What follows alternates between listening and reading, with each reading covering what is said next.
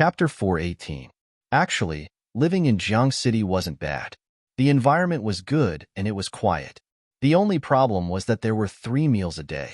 Yin Yi and the others weren't human anymore and didn't need to eat, but Yin Hanqing and the others did. This caused them to have to go out and get some food from time to time. Xiaoqing took a look and renovated the small garden in the villa. She asked Gu Panpan and the others to plant some vegetables and fruits. Then she went out to find a granary and moved a lot of food back. This way, they wouldn't have to go out so often. After everything was arranged, Xiaoqing was about to leave.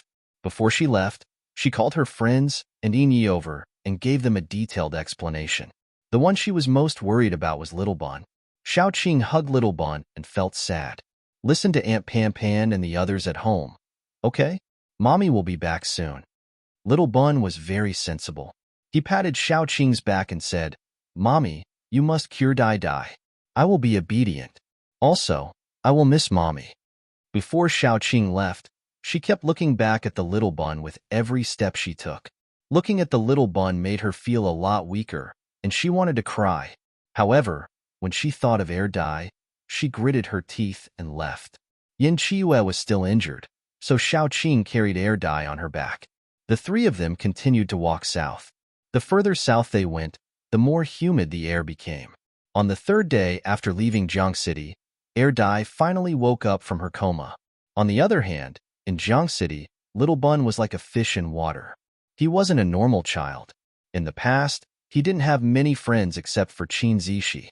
This time, he made another friend. This friend was called Xiaoyu. He was a zombie baby. Except for the strange hobby of living in his friend's chest, he was a very good friend. Xiaoyu was a little younger than Little Bun. He liked to play with Little Bun. For this reason, he even abandoned his little friend, the owner of the chest, Short Hair. Xiaoyu couldn't walk yet. He could only crawl. Every time he went out to play with Little Bun would carry him. The 2 steamed buns quickly became the overlords of River Town. They also often went to the long river behind Jiang City to play, catch fish, pile sand, and so on. Usually, Xiaotong would follow them. Sometimes, Gu Panpan or Yin Hanqing would follow them. They were busy farming recently. When they had no time, Yin Yi would arrange some senior zombies to secretly guard them. One day, when Little Bun was piling sand with his little friends, a little girl suddenly came out of the reeds and pounced on Little Bun without saying a word, giving Little Bun a fright. As soon as the little girl pounced on them, she bared her teeth fiercely. She probably wanted to devour Little Bun and Little Fish. After all, Little Bun and Little Fish were not low-level zombies. Then, the Little Bun stretched out his hand and grabbed the little girl's wrist. The little girl immediately panicked. She only felt the energy in her body continuously flowing into the Little Bun's body. She was so scared that she turned into a cloud of mist. Yes, she was the little girl zombie who fought with Xiaoqing and Dai. She was also the one who seriously injured Dai.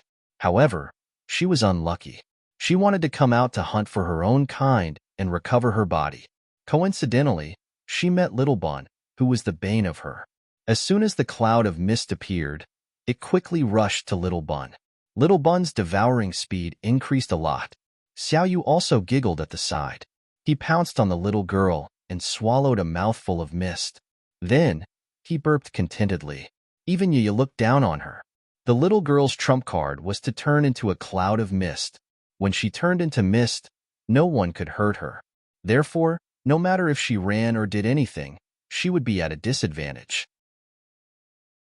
The little girl felt that although she was a zombie, she still felt a chill run down her spine. She quickly shook her head. The Little Bun smiled happily.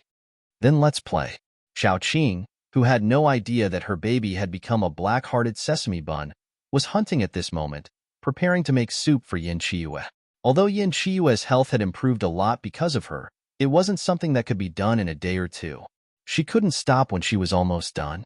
She needed to take care of her body over a long period of time to ensure that her body was always in good health.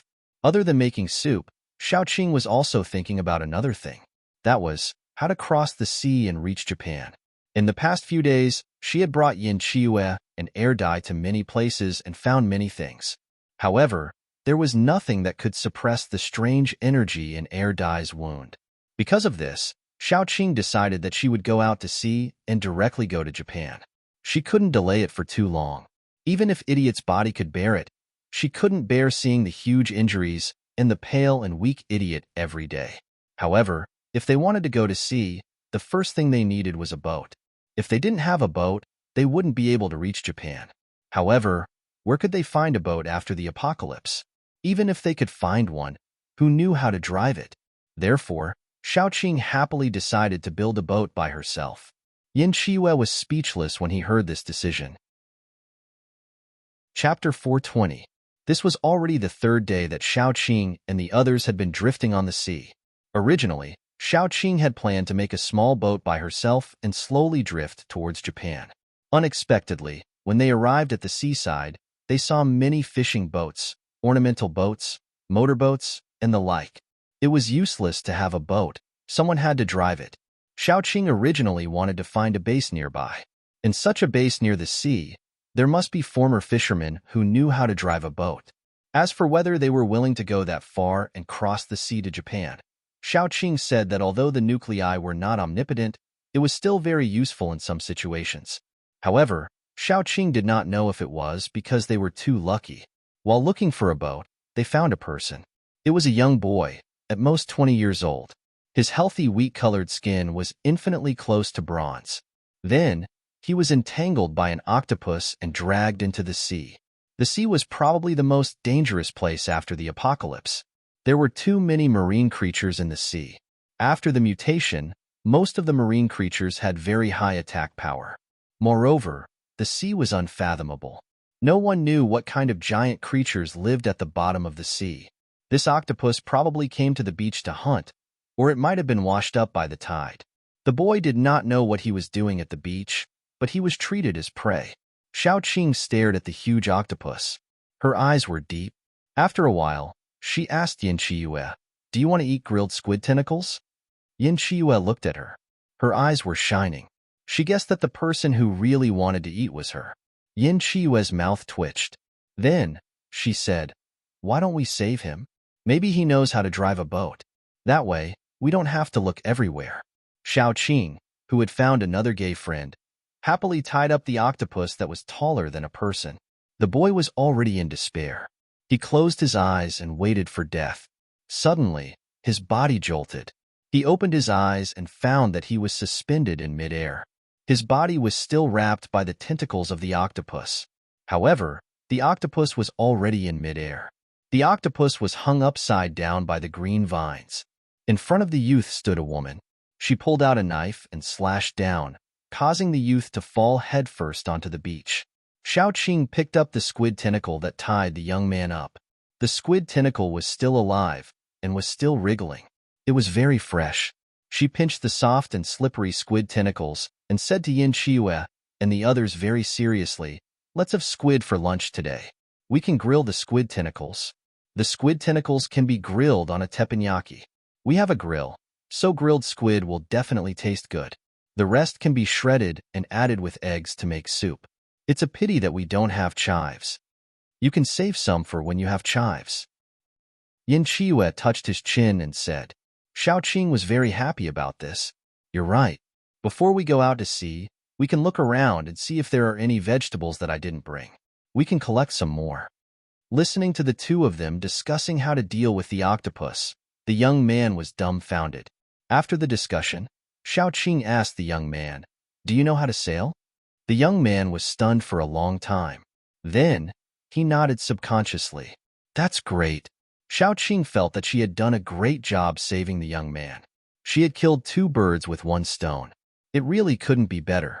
Xiaoqing bent down and patted the young man's shoulder. "Young man, can I discuss something with you?" The young man was still dumbfounded. "What is it?" "It's like this. I'm preparing to go to Japan. However, I don't know how to sail, so I want to hire you to sail. As for the remuneration, you can choose crystal cores or food," Xiaoqing said very seriously. Chapter 421. She had prepared herself for that. If the young man didn't agree, she would tie him up and put him on the boat. By then, he would have to move forward. The young man stared at Xiaoqing for a long time and then asked in a low voice, "Is food okay?" Xiaoqing waved her hand and said, No problem. Since I'm hiring you, you can ask for anything. As long as it's not too much, I can satisfy you. The young man knew that once they went to the sea, they would have a slim chance of survival. There were too many unpredictable dangers, from mutated sea creatures, especially large sea creatures that could be called sea monsters, to tornadoes, tsunamis, underwater volcanic eruptions, reefs, and so on. There were all kinds of dangers. As long as one of them was triggered, it would be enough to kill them. However, Xiao Qing's conditions were too good. He couldn't bear to give up. He could see that Xiao Qing was a powerful paranormal. She must have a lot of food in her hands. If he could use this to exchange for some food, he could let his brothers and sisters live a good life for a while.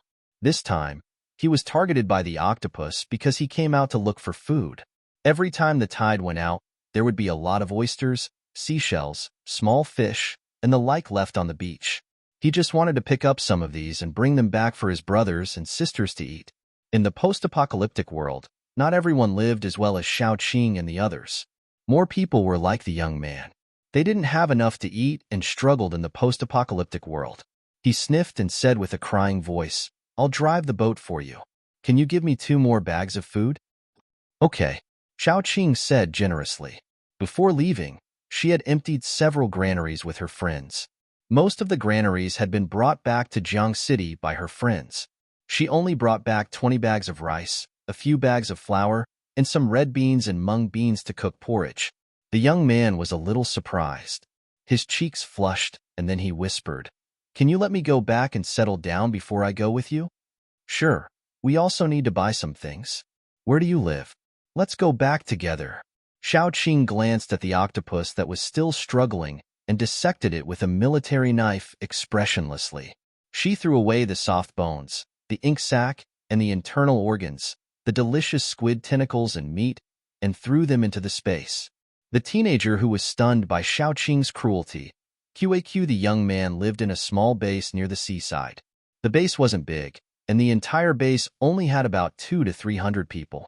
It wasn't even as big as a mercenary group. It was said that the base was built by many fishermen after the apocalypse.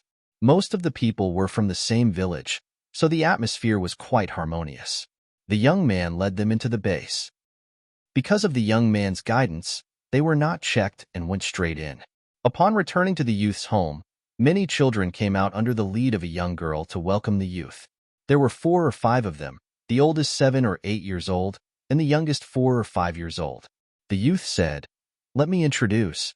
At this time, he remembered that he hadn't introduced himself, so he said shyly, "My name is Feng Lan, and this is my sister, Feng Yu. My sister is a kindergarten teacher. These children are the lucky survivors of our village. They are living with us now." Xiao Qing also introduced herself and Yin Qiue briefly. After entering the house, she began to move the food out. There were 15 bags of rice. She left 5 bags for the journey, 3 bags of flour, and some vegetables and jerky that she had stored. The Feng siblings were stunned. Chapter 422. "This is the reward we agreed on," Xiao Qing said lightly. "I don't know if it's enough. This is the most I can give you now." "Enough. Enough?" Feng Lan murmured. He thought that it would be good if Xiao Qing could give him 3 to 5 bags of food. He didn't expect Xiao Qing to be so generous. Feng Yu grasped the key point and looked at Feng Lan in confusion. Feng Lan bit his lips and explained, "I'm going out to sea with Sister Qing. We'll be back soon. You stay at home and take care of Air Bao and the others." Feng Yu trembled. She knew how dangerous the sea was, especially after Doomsday. It was nice to say that there was a slim chance of survival, but she had no choice. There were several children at home. They couldn't afford it. If they had the food, they wouldn't have to worry about the children not having anything to eat for at least a year and a half. "Come back soon," Feng Yu said with a trembling voice. Xiao Qing couldn't bear to see them separated forever. He patted Feng Yu's shoulder and said, "As long as I'm alive, I won't let anything happen to your brother. Don't worry. We'll come back safely." After comforting the 2 siblings, Yin Qiue was sent out by Xiao Qing to buy food. Then she settled Air Dai down and let Air Dai rest aside. She went to the kitchen. The squid's tentacles were very long. Xiao Qing cut them into pieces. They could be barbecued or fried on an iron plate. As for the other parts, Xiao Qing cut them into squid rings and meat strips. Some of them were used for barbecuing, and some were used for stewing soup and stir-frying. This afternoon, this group of people would eat this octopus. Yin Qiue quickly bought some seaweed, kelp, and other vegetables that could only be found by the seaside. She also bought some chives that were grown in the base. He still remembered that Xiao Qing said that she wanted to eat shredded squid with chives. The charcoal and barbecue grill were ready-made. Xiao Qing set up a barbecue grill that was half iron plate and half empty. It was the kind of grill that was usually used for barbecuing mutton skewers. This way, they could directly grill squid on a teppanyaki and barbecue it. When Yin Qiue came back, she saw that Xiao Qing was surrounded by a circle of children. Everyone was eagerly looking at Xiao Qing, who was grilling squid tentacles on a metal plate. After pouring a little oil on it, the tender squid tentacles were strung together and sizzled as they were roasted on the iron plate. The fragrance wafted out just like that. She also cut a little onion and sprinkled it on top. Then, she brushed it with a layer of chili oil and sesame oil. When it was almost roasted, she sprinkled a little cumin, and it was ready to eat. She didn't put a lot of chili oil in consideration of the children's problems. The children ate until their mouths were full of oil. They looked at Xiao Qing with eyes full of admiration. Xiao Qing had the illusion that she had become a chef. On the other side, the barbecue section was more diverse. There were roasted leeks, roasted potatoes, meat slices, and most importantly, squid tentacles.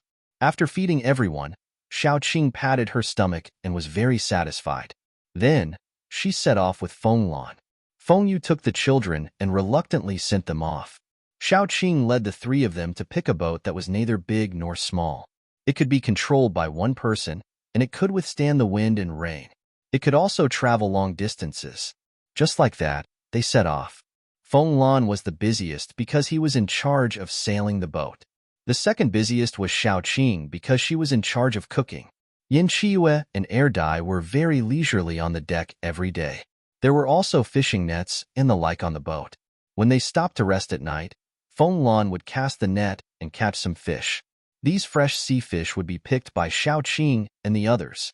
They would throw back those that were too small, throw back those that were not delicious, and leave the delicious ones to enrich their 3 meals. Chapter 423. Sometimes, Xiao Qing would make some fish porridge or something. In short, life was very leisurely. When they were lucky, they could even catch 2 hairy crabs. These crabs had purple shells and tasted much better than ordinary crabs. Xiao Qing was addicted to it the first time she ate it. Every day, she hoped that Feng Lan could catch 2 more crabs. Other than these crabs, the most popular one was the prawn. In short, there were many delicious things. They ate more than when they were on land. Xiao Qing cooked 3 meals a day in different ways. Every day, she would cook at least 4 dishes and 1 soup. Especially the soup, they were all different. Today, it might be fish soup. Tomorrow, it would be seaweed and egg soup. The day after that, it would be seaweed and meat soup. When they first went out to sea, Feng Lan was still thin. In just a few days, he gained a few pounds and his face became much rounder. Time to eat. She instructed Yin Qiue to set the table on the deck and then brought the dishes over plate by plate. Xiao Qing stretched her head out and called Feng Lan. Only then did Feng Lan come out to eat. Come, eat more. Xiao Qing put a lot of meat on Feng Lan's plate. When Feng Lan first came out with them, he was very thin. Xiao Qing remembered that Feng Lan took a bath once. Actually, it wasn't a bath. They were already at sea and needed very rare freshwater resources. Therefore, they just took a towel and dipped it in water and then wiped their bodies. When Xiao Qing came down to the deck, she walked into the wrong room and then saw it. She was a little embarrassed because she felt like a pervert who barged into someone's room. In the end, she saw that Feng Lan was wearing pants and was pitifully thin. He looked like he was wrapped in skin and bones. His ribs were protruding, and his arms and legs were small. He didn't look like a person in his 20s at all. At that time, Feng Lan was so shy that he reached out to cover his chest. Xiao Qing couldn't help but say, "I told you to eat more during the day, but you were still shy. Look at how thin you are. It must hurt my hand to touch you." Then she suddenly realized that her words sounded like she was flirting. She coughed and said, "I didn't mean that I wanted to touch it. I meant that it looked like it would hurt my hand to touch it. The more she explained, the more confused she became. She hurriedly ran away. Yin Qiwei was a little jealous when he saw Xiaoqing picking up food for Fenglan. He grumbled until Xiaoqing also picked up a pile of food for him. Only then was he appeased. In the end, Xiaoqing put a pile of soup into each of their bowls. After the meal, Fenglan remembered that there was still business. He said seriously, "If we go further, there will be a group of submerged reefs. We can't go around them. After all, this route is known. If we take a detour, it will be unknown. A known danger is always safer than an unknown one. Little brother, drive forward boldly." Xiaoqing, who almost sang, coughed to cover it up and said, "Since I chose you, I believe in you." It was obviously the first time that Fenglan had traveled so far out to sea. He was also alone. Without an experienced veteran who was familiar with this route, it was natural that he would be nervous. However, he had taken someone's money to avoid disaster. Moreover, he was not only holding Xiaoqing's and the others' lives in his hands, but also his own. If he wanted to go back alive to see his sister and the others, he had to drive carefully. After dinner, they lay side by side on the deck and watched the sun gradually set. Fenglan found a safe place to stop the boat and cast the anchor. They would rest here tonight. When the sky gradually darkened and the wind started to blow, Xiaoqing went down the deck, one in each hand, and went back to her room to sleep. Because of his injury, Dai was the most pitiful. He had to sleep on his own bed.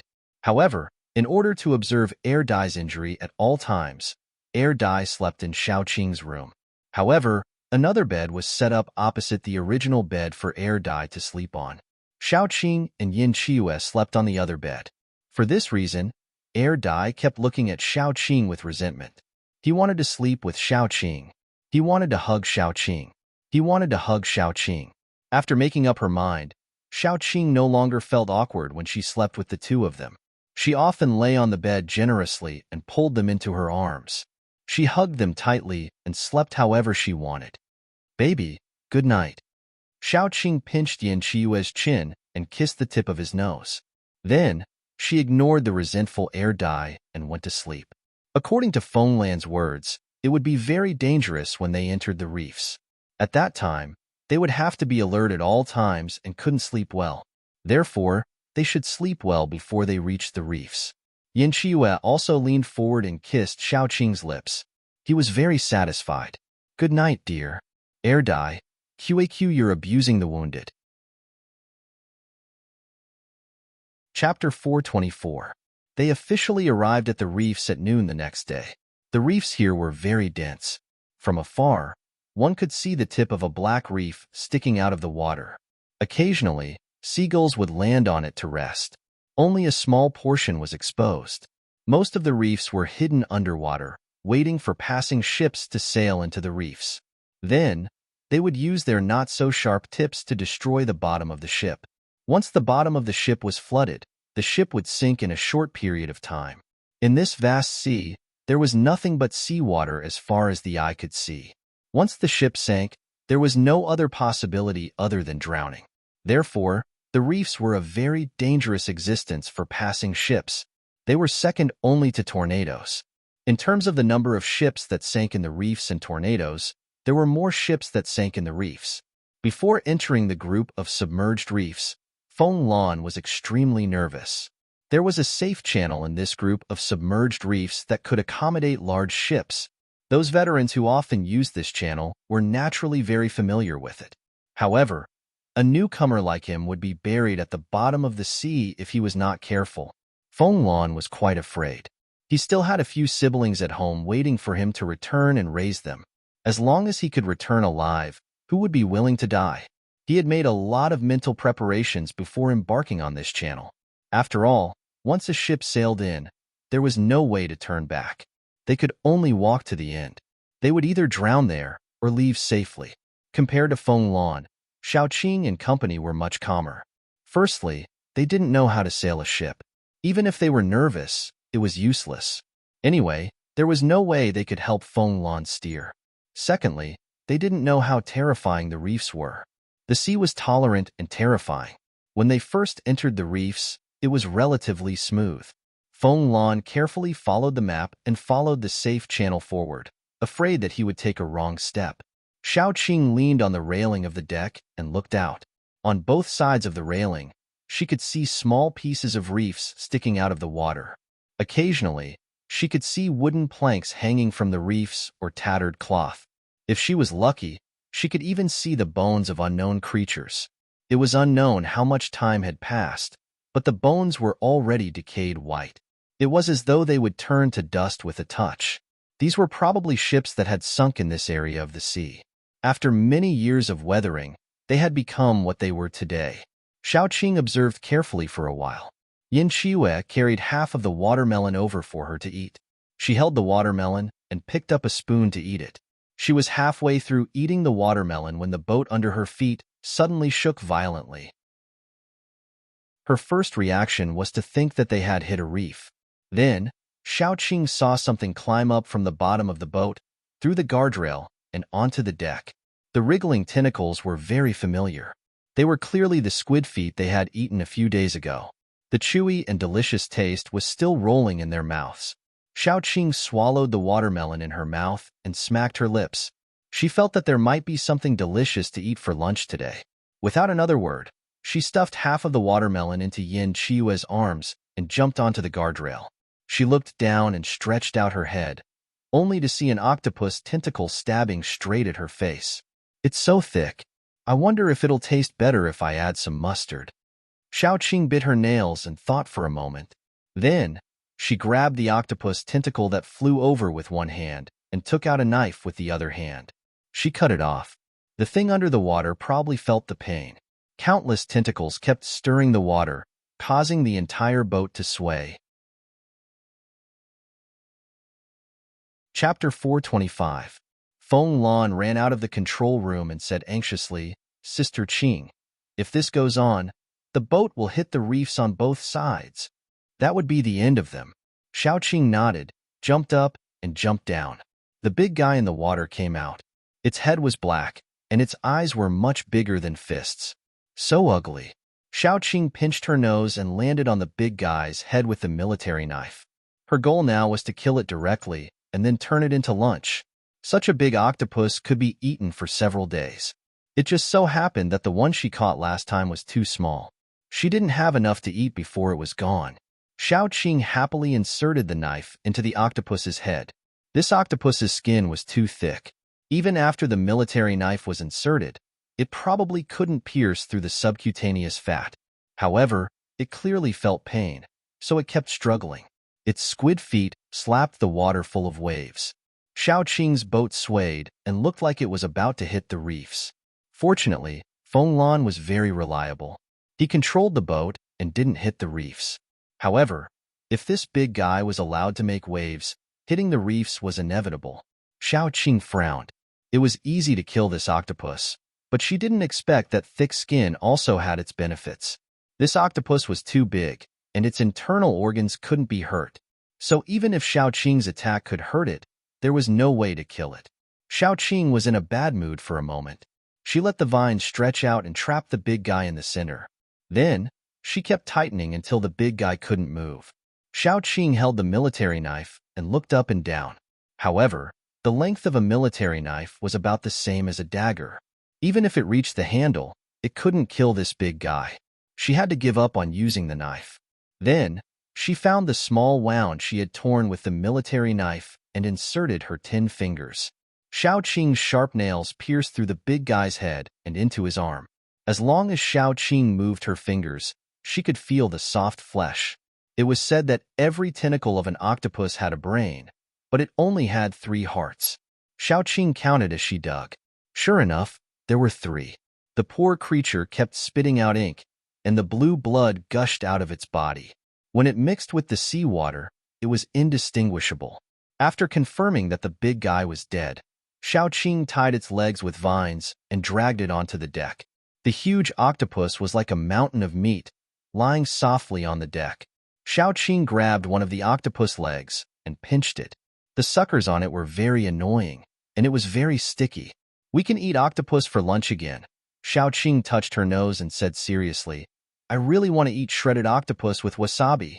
Yin Chiue hugged half of the watermelon, kicked the octopus, and said, "How long will it take for us to finish eating such a big one? Won't we get sick of it?"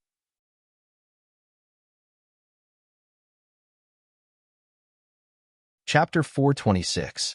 Yin Chiue was dumbfounded.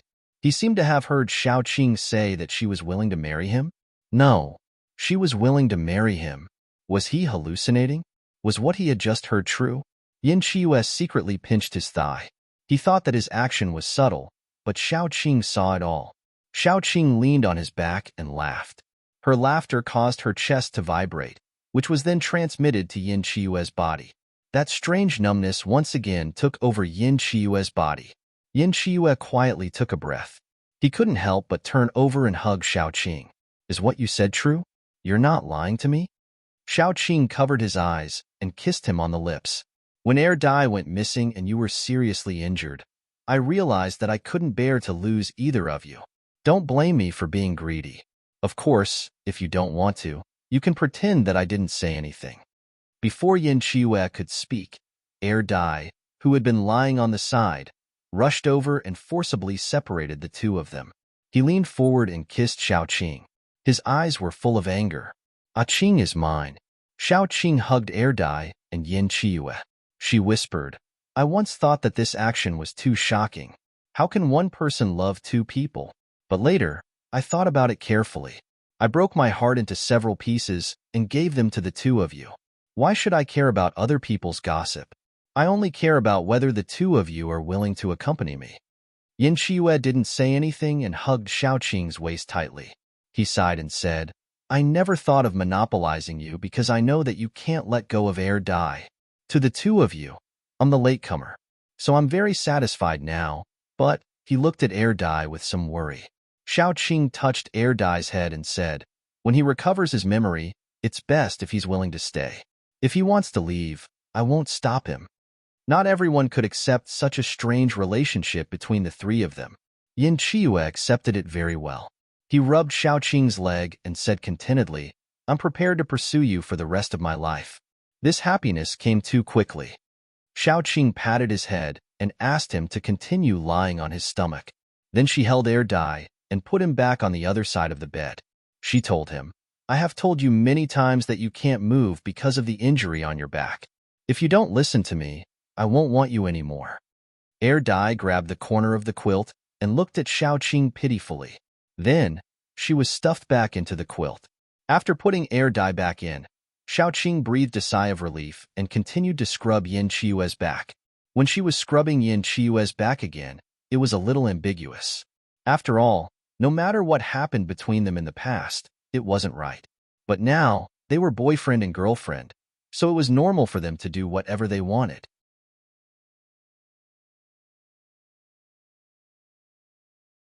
Chapter 427.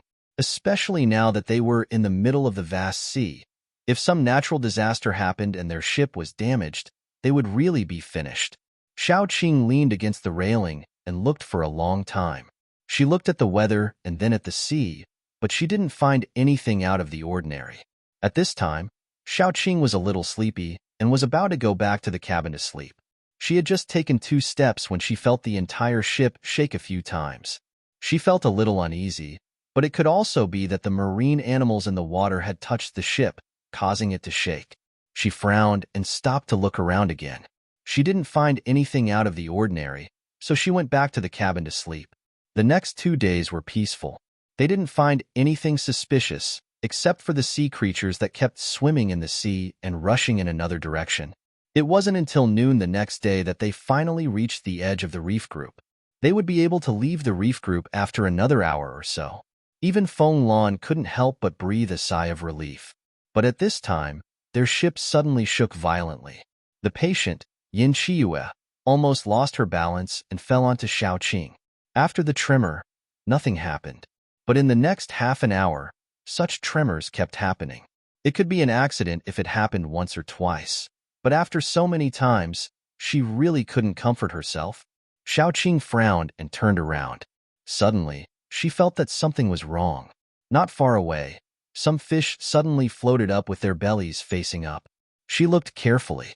At first, she didn't find anything out of the ordinary, but when she looked carefully, she found that there were small bubbles on the surface of the water.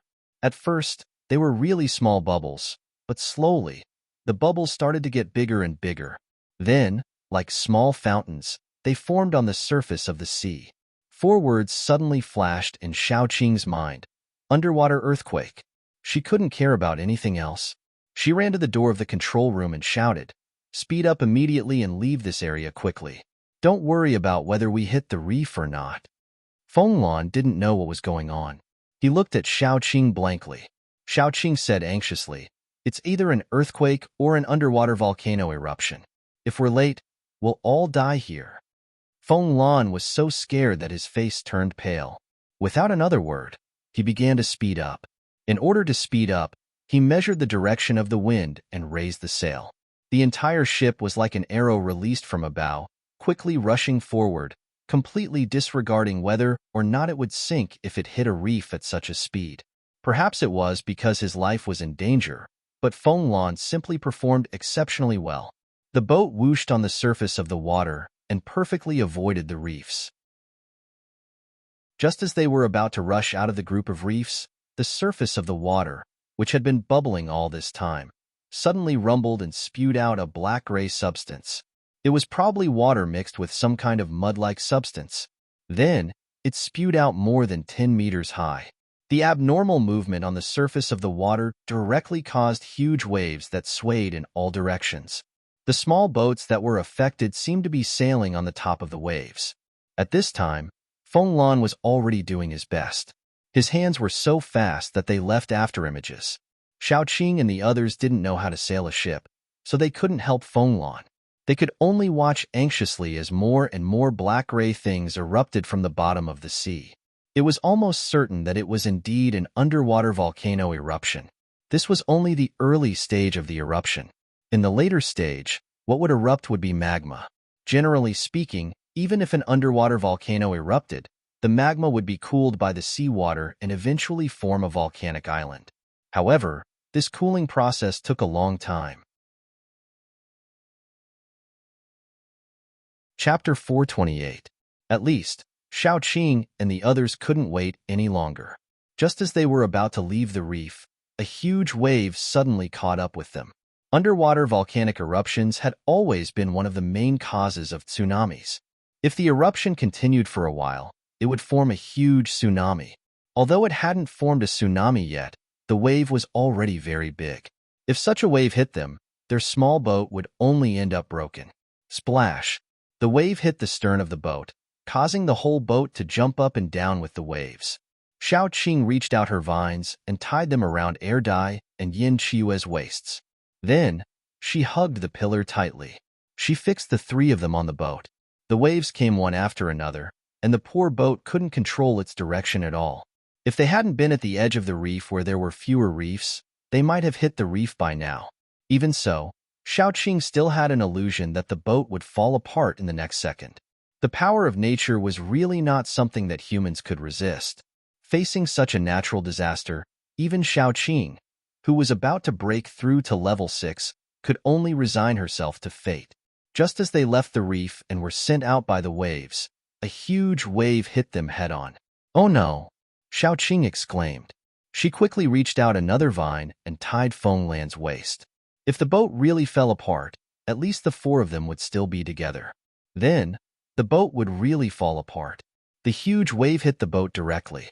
Not to mention their small boat, even a huge ship would fall apart in an instant. Therefore, without any suspense, their boat was smashed into pieces of wood. The moment the wave hit the boat, Xiaoqing pulled them to her side with her vines. Then, she quickly released vines one after another, forming a huge protective sphere around her body. The moment the wave hit her, the huge force almost smashed her into pieces. Fortunately, her vines were very reliable. Under the wave's attack, they actually protected the few people in the vine barrier. Only Xiaoqing suffered the huge impact alone. Her face immediately turned pale, and then she spat out a mouthful of blood. She quickly spread out her vines and looked around. There were planks floating on the water. She picked a bigger one, climbed on it, and dragged the other 3 people up. The four of them hugged the wooden planks and floated up and down in the water pitifully. There were also huge waves that kept sweeping them away at a very fast speed, flying forward. Xiaoqing choked on the seawater and kept coughing. She struggled to say, "No matter what, don't let go of the planks in your hands. This is our only hope." Fenglan's body was the weakest. At this moment, her vision was a little blurry. Seeing that she was about to faint, Xiaoqing gritted her teeth and tied Fenglan directly to the planks with her vines. She lay there like a mattress. However, now was not the time to laugh. Air Dai's wound could not be touched by water. Xiaoqing also pushed Air Dai onto the planks. Only she and Yin Qiue floated in the water and hugged the edges of the planks. Sometimes, when a wave hit, they would be hit and sink to the bottom of the sea instantly. Then, they would slowly float up and continue to drift with the waves. Fenglan was the first to faint. Then, Yin Qiue was the next to lose his strength. He was originally injured. Although he had almost recovered, his strength was still a little weak. If it were not for Xiaoqing's vines, he would have sunk to the bottom of the sea. Xiaoqing gritted her teeth and wiped the salty seawater off her face. Taking advantage of the fact that there were no waves crashing down, she looked into the distance. At this moment, the volcanic eruption had reached its most serious stage. Black volcanic ash and red magma were gushing out with seawater. The sea creatures closer to the center of the volcanic eruption were more pitiful. They were probably cooked in minutes and could be eaten directly. Xiaoqing was a little glad that she found it early. Otherwise, they might have been at the bottom of the sea now. Another wave hit. The planks could not bear it anymore. Xiaoqing had to use her vines to strengthen the planks to ensure that they would not fall apart for the time being. As long as they could hold on until they found a place to settle down. As the waves kept coming, they were pushed away from the center of the volcanic eruption little by little. So when the tsunami formed, they were already at the edge. Xiaoqing breathed a sigh of relief. This time, they really escaped with their lives. However, a bigger problem had come. In this vast sea, surrounded by endless seawater, did they have to hold this plank and float directly to Japan? Chapter 429. The waves kept pushing them. Originally, these waves were pushing them to their deaths, but now, they saved their lives and kept pushing them away from the center of the disaster. After they were completely away from the area where the underwater volcano erupted, Xiaoqing looked back and saw the gushing magma and volcanic ash like a dragon coming out of the sea, spewing dozens of meters high. It made Xiaoqing feel as if an atomic bomb had been thrown into the sea, and then with a bang, it exploded and created a huge splash. The power of nature had always been so terrifying and awe-inspiring. Xiaoqing only took one more look, then gritted her teeth and moved forward with the waves. At this moment, there were two people on the board. One was unconscious, and the other was injured. She was also carrying and dragging Yin Qiue. It was easier said than done to find a place to stay in this vast sea. If they couldn't find a place to stay, they would sink to the bottom of the sea sooner or later. After all, they couldn't float to Japan with such a small board. However, they didn't expect to encounter such a thing on their first trip to the sea. It was really a bad start. Xiaoqing didn't have time to sigh. She held her breath and pushed forward. Fortunately, the aquatic creatures in this area had all escaped. Those who couldn't escape had become a pot of boiled fish with the eruption of the underwater volcano. They didn't have to worry about this for the time being. After floating for a whole day, Fenglan woke up when night fell again. He looked at the vast sea with some despair. After a long, long time, he buried his face in his arms. He was crying, but he didn't want his mood to affect Xiaoqing and the others. He didn't dare to cry out loud, so he quietly shed tears alone. He didn't want to die. He was only 19 years old, and he still had a young sister and younger brothers and sisters at home. They all needed someone to feed them. He could only be glad that before they went to the sea, Xiaoqing left them a lot of food so that they didn't have to worry about starvation in a short time. However, he was still worried. After he died, what would happen to his sister and younger brothers and sisters if they were bullied? No one would support them. No one would stand up for them. They could only cry silently like him. After he died, Who would feed his sister and younger brothers and sisters? No one would be willing to feed a few strangers for no reason. His sister could only go out to find food, take risks, and risk her life. Just thinking about it made his heart ache. He didn't cherish his own life, but his sister and younger siblings. Xiaoqing was very calm. She took out the leftover food from her space. She couldn't heat it up, so she directly gave it to Fenglan and Yin Chiyue. Eat something to replenish your strength. I said I would bring you out alive. Fenglan wiped his eyes. The corners of his eyes were a little red. It was obvious that he had just cried, but he didn't want Xiaoqing to see it. He looked a little awkward. Xiaoqing patted his head and said, I'm a man of my word. If I say I'll take you out, I'll definitely take you out. Fenglan answered awkwardly. She didn't have much of an appetite, but she still ate all the food that Xiaoqing handed her. Xiaoqing was worried that Yin Chiyue's wound would open after soaking in the seawater for too long. She carried him on her back so that his upper body could float above the water. This time, Yin Chiyue didn't force himself. He quietly finished eating and then put his arms around Xiaoqing's neck. Xiaoqing turned around and kissed him. She said softly, if you're tired, sleep a little longer. Maybe when you wake up, we'll find a place to stay. Yin Chiyue answered softly and then closed his eyes tiredly. The air dye's condition was not bad. Although it hadn't recovered, it didn't worsen either. There was just a lot of water in her chest. Xiaoqing turned the air dye over and poured the water out from the wound on her back. Chapter 430. Fenglan was dumbfounded. His eyeballs almost fell to the ground.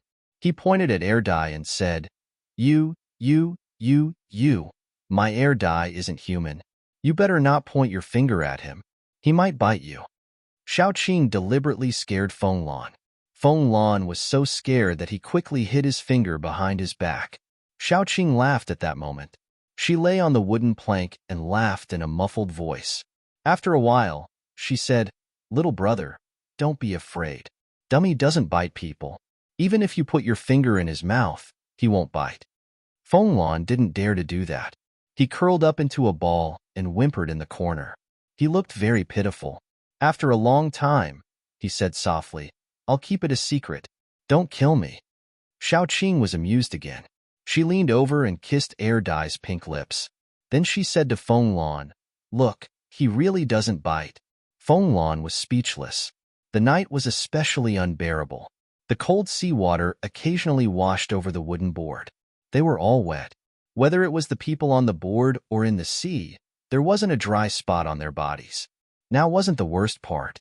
When the sun came out tomorrow and dried their clothes, a layer of salt particles would form on their clothes and rub against their skin. That would be the worst part. It was better to have wet clothes. When it was almost midnight, Fenglan was still awake. Yin Chiyue, on the other hand, was sleeping soundly. Xiaoqing leaned on the wooden board and looked at the moon. The moon was especially big when seen from the sea. The moonlight was so bright that it was much clearer than on land. Fenglan couldn't sleep at all. His mind was full of anxiety. He was still a child and hadn't seen much. It was normal for him to be afraid. Xiaoqing couldn't help but say to him, If you can't sleep, I'll tell you a story. Fenglan seemed to have grasped at a life-saving straw. He said, Okay. Xiaoqing told him, Once upon a time, there was a king. His wife gave birth to a daughter. Her skin was as white as snow and her lips were like roses. Wait. Fenglan couldn't help but interrupt Xiaoqing. She then said, Did her stepmother harm her? In the end, she ran into the forest and was saved by the 7 dwarfs? Isn't that Snow White? Even children have heard of her. Wrong. Xiaoqing sneered and said, She ran into the forest and met 7 dwarfs. These dwarfs were all in their 30s or 40s. Because they were short and ugly, they couldn't find a wife. When they saw that Snow White was pretty, they raped her. After that, they lived a happy life. But one day, a prince found Snow White. He wasn't afraid of 1 or 2 dwarfs, but he couldn't beat 7 dwarfs. Then, he turned from 8 to 9. Fenglan, it's different from what I know. Do you want to hear any other stories? Now that we are in the sea, why don't I tell you a story about a daughter of the sea? Xiaoqing held her chin, looking pure and innocent. Feng Lan said warily. It won't be a story of several episodes this time, right? Xiao Qing shook her head. He then breathed a sigh of relief and said, Go ahead. Although he had heard this story many times, in this dark night and floating on the sea, he still wanted to listen to others talk. It was safer. Once upon a time, there was a little mermaid. Do you know mermaids? Their nickname is the sea monster. The first time this little mermaid came to the sea, she tempted a ship to crash into a reef. The whole ship drowned, but there was a prince on the ship. He was very handsome, so the little mermaid saved him and pulled him into the sea to have sex. She didn't expect the prince to be so scheming. He was afraid that he wouldn't recognize her, so he poisoned the little mermaid and threatened her. The little mermaid didn't know. She only thought that the prince was very handsome and had sex with him, so she prepared to let him live and threw him back to the shore. Xiao Qing smiled evilly and said, After the little mermaid went back, she found out that she was poisoned. She was very angry and wanted to take revenge, so she found a witch and changed the potion. She had 2 legs and went ashore to find the prince to take revenge. In the end, the prince didn't recognize her and had sex with her again. The little mermaid was very happy and decided to wait a few days for revenge. In the end, the prince was going to get married and didn't want to have sex with her anymore. So she killed the bride at the wedding and even threatened the prince to give her the antidote. Chapter 431. Feng Lan. QAQ, I don't want to hear it. This story is poisonous. How about it? I have stories about Thumbelina, the frog prince, and so on. Shall I tell you? Xiao Qing rested her chin on her hand and smiled. Feng Lan hurriedly said, I think I'm sleepy and want to sleep. Let's talk about it another day. Then he quickly lay down and pretended to be asleep. As soon as he pretended to be asleep, he really fell asleep in a short while. Those fears were all thrown to the back of his mind. Xiao Qing stretched and tied herself to the wooden board. She slowly drifted forward with the waves and closed her eyes for a while. She was awake for most of the night. In the latter half of the night, Yin Qiues suddenly had a fever. Logically speaking, the body of an esper should be much better than that of an ordinary person. However, Feng Lan was completely fine while Yin Qiues' fever didn't subside. Xiao Qing was a little anxious, but there was nothing she could do. She could only untie him from her back and feed him some fresh water. He would definitely get worse if he soaked in the cold seawater. Xiao Qing sent out her vines and stretched them out to look around. After a long time, she found another wooden board.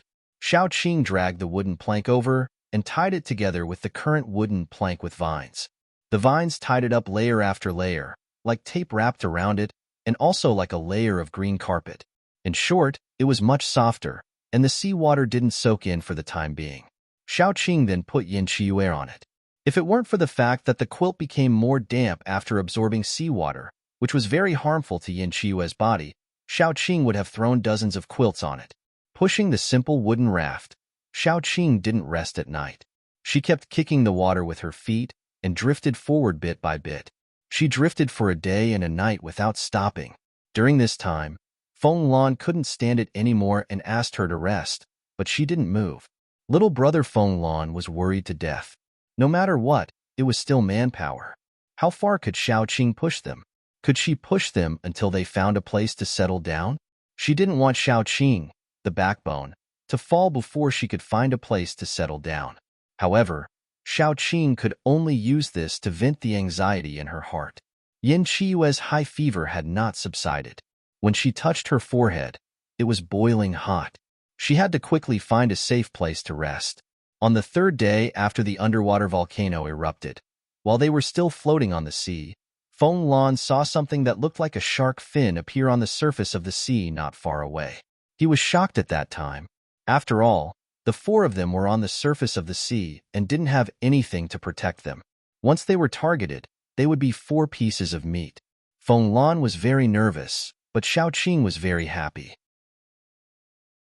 She let go of the vines and swam over there while saying, I think we have a cart now. Wait for me to come back. Then, he ran over. Feng Lan was so frightened that she clung to the edge of the wooden board and shouted, Sister Qing, come back quickly. That's a shark. It's too dangerous, QAQ. Xiaoqing swam over. She had never seen a live shark before. At most, she had seen shark fins. It was a small group of sharks. There were only 3 sharks. 2 of them were a little bigger, and 1 was a little smaller. They looked like a father shark and a mother shark. They came out to look for food with their baby sharks. Xiaoqing didn't care whether they were a happy family or not. She directly rushed over and beat them up without any explanation. At first, the group of sharks was very fierce. They felt that they had been provoked by a small insect, so they rushed over to bite Xiaoqing. They looked like they wanted to swallow Xiaoqing. 2 minutes later, the 3 sharks whined and ran away. How could they bully fish like this?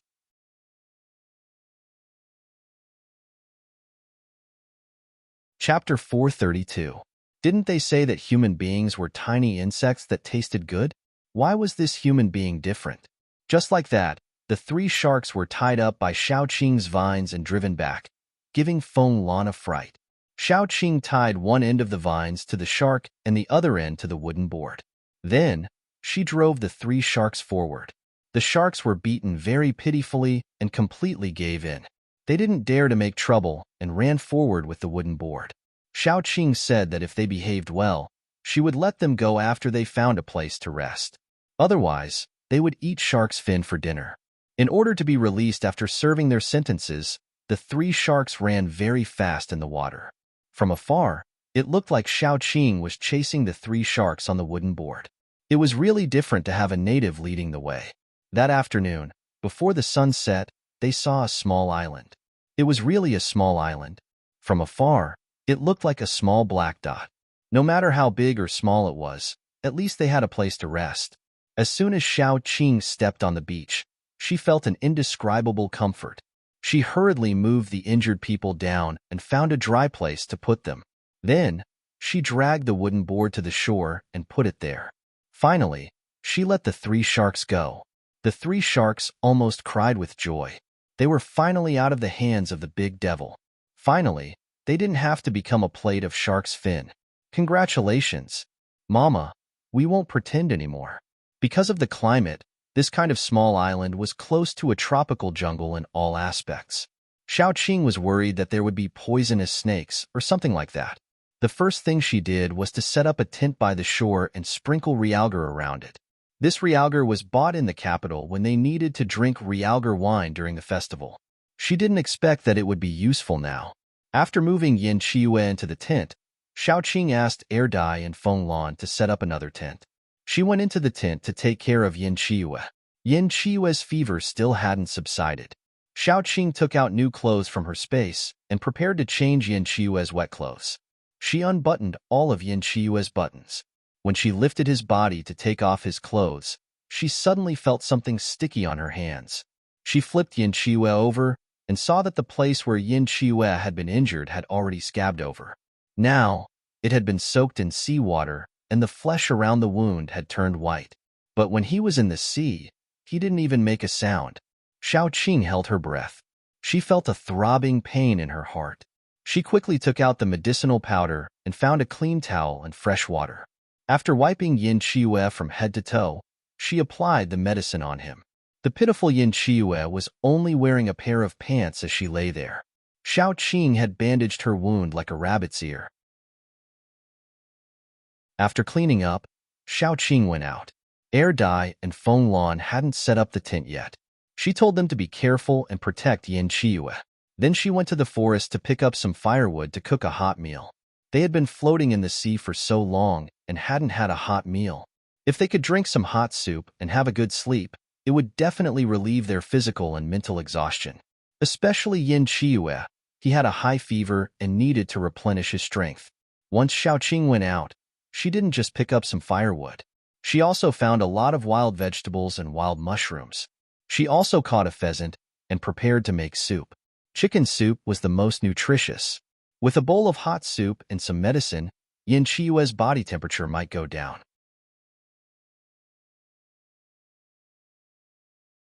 Chapter 433. After picking up the firewood and packing up the food, Xiaoqing started a fire to make soup. She added wild mushrooms and chopped up the remaining wild vegetables to make pancakes. When Feng Lan was eating, Tears came out of her eyes. She didn't expect to have a hot meal when she was stranded at sea. Xiaoqing scooped rice for both of them and a bowl of soup to feed Yin Qiuyue. He had been unconscious because of his high fever. After lying down for a while, he finally woke up a little. Xiaoqing fed him hot soup, but Yin Qiue's stomach was not good. At this time, he had a relapse and vomited half of the soup. Xiaoqing was tormenting Yin Qiuyue to death. After much difficulty, Xiaoqing finally managed to appease Yin Qiuyue to drink the soup and take some anti-inflammatory medicine. The anti-inflammatory medicine had a sleeping component, so Yin Qiuyue fell asleep again. At night, Xiaoqing didn't know if the surroundings were safe or dangerous. She didn't dare to sleep. She kept watch all night and let the other three rest. Feng Lan wanted to keep watch for Xiaoqing for the rest of the night, but she was kicked into the tent by Xiaoqing. In addition to keeping watch, she was also responsible for changing Yin Qiue's medicine. She couldn't rest for the whole night. Fortunately, she wasn't a human, so she could withstand such high-intensity work. Naturally, they couldn't stay on this island forever. They had to leave sooner or later. Xiaoqing thought about it and decided to leave when Yin Qiuyue got better. Of course, they couldn't leave directly. They could cut some wood and build a small boat. Then, they could find a few friendly sea friends to help her pull the carriage. No, pull the boat. They should arrive at Japan very soon. Of course, the most important thing now was to build the boat. After Yin Qiuyue took several doses of medicine, his fever dropped a lot. At least, he was no longer in a coma. Xiaoqing still placed him in the tent, and then went out every day to pick wood suitable for making a boat. This was very important. Otherwise, what if the boat broke down halfway? Yin Qiuyue sat in the tent and didn't slack off. Instead, he helped Xiaoqing draw the design plans. He didn't know how to build ships, nor was he a designer, but he was the best of the best. He was the only one in the group who could draw a design plan. During the day, Xiaoqing arranged the other two people to protect Yin Qiuyue, and then she would go out alone to look for wood and medicinal herbs. Let's see if there is anything else. If they could use it, then they would take it all back. The island didn't look big, but it was actually not small. At least, Xiaoqing hadn't reached the other side of the island even after searching for a whole day. She found a lot of interesting things, such as the man-eating flower, which she also had. There were many man-eating flowers growing on the island. There were also many other strange plants. For example, when she went out today, she saw plants that could disguise themselves as animals. When they stood there, they really looked like wild beasts. When she got closer, she found that they were actually just plants. There were really a lot of magical things on the island, but Xiaoqing didn't have time to explore them. She cut down several waterproof trees and then pulled them back. She was going to cut them into planks and then put them together to make a boat. They had to use the best wood. Anyway, they could choose from all the trees on the island. Why should they make it difficult for themselves to use the worst ones? Xiaoqing almost finished the exploration alone. She went out to explore in the day and was responsible for keeping watch at night. Feng Lan felt guilty many times. It was a little too cruel to ask a girl to protect and bear everything. Then, in the middle of the night, when he wanted to keep watch, he was stuffed into the tent again. After cutting down some trees, they began to cut the planks into the shape they wanted. It wasn't easy to make a boat. There were many steps to be done. If one step was missing, it might sink as soon as it touched the water. In this aspect, Feng Lan was more experienced. Although he hadn't built a boat himself, he often watched others build boats. After Yin Qiuyue drew the blueprint, the two often got together to discuss for a long time. How to make it reasonable, how to improve, how to change it, how to draw it. Xiaoqing found the place where she wrote the mark. She had explored here yesterday, so they could set off from here today and walk further in. As they walked further in, the trees grew more vigorous. Xiaoqing walked for a while and studied whether they were suitable for building boats. If they were suitable, she would cut them down directly and take the middle part back. If they weren't suitable, she would just ignore them. It took her 3 days to walk to the center of the island. After passing through a patch of vines, she discovered that there was a large tree in the middle of the island. This should be the center of the entire island. There was a very tall tree growing there. The leaves of the tree were very beautiful, as if there were countless fireflies surrounding the tree. Actually, if one looked carefully, they would find that there were no fireflies at all. It was the leaves of the tree that emitted the light. The leaves looked like small light bulbs. Even during the day, they persistently emitted light. Xiaoqing knew that the more glamorous things were, the more dangerous they were. So she stood on the side and used her hand to lift up a big tree. Before she could go forward to test if the tree was suitable for building a boat, a rabbit hopped in front of her. As soon as the rabbit got close to the tree, countless vines extended from the tree and directly wrapped the rabbit into a ball. Then, the rabbit became fertilizer under the tree. Xiaoqing walked over. The vines drilled out from the ground again, showing off to Xiaoqing. Xiaoqing walked over with her little vine. As expected, the vines took the initiative to attack her. However, it was useless because she also had vines. Moreover, her little vine was very reliable. None of the vines could get close to her. After Xiaoqing got closer, she plucked a lot of leaves. She planned to bring them back and let Yin Qiue see if they were precious plants or if they could be eaten. The most important thing was that they could be eaten. After returning, she gave the leaves to Yin Qiue. Then, Yin Qiue told Xiaoqing that this was a very special tree. He told Xiaoqing that this tree might become her 5th plant. After all, after she leveled up, she had not subdued a new plant. As for this tree, it had many functions. Its leaves could be eaten. They contained a lot of starch. They were the kind that could satisfy hunger. Moreover, it contained a special ingredient that could clear away heat and detoxify. Of course, it was to detoxify the less powerful poisons. The sap of the tree contained a kind of liquid that could dispel a person's negative status after drinking it. It also had an exciting effect. The leaves also emitted a fragrance that could cause hallucinations.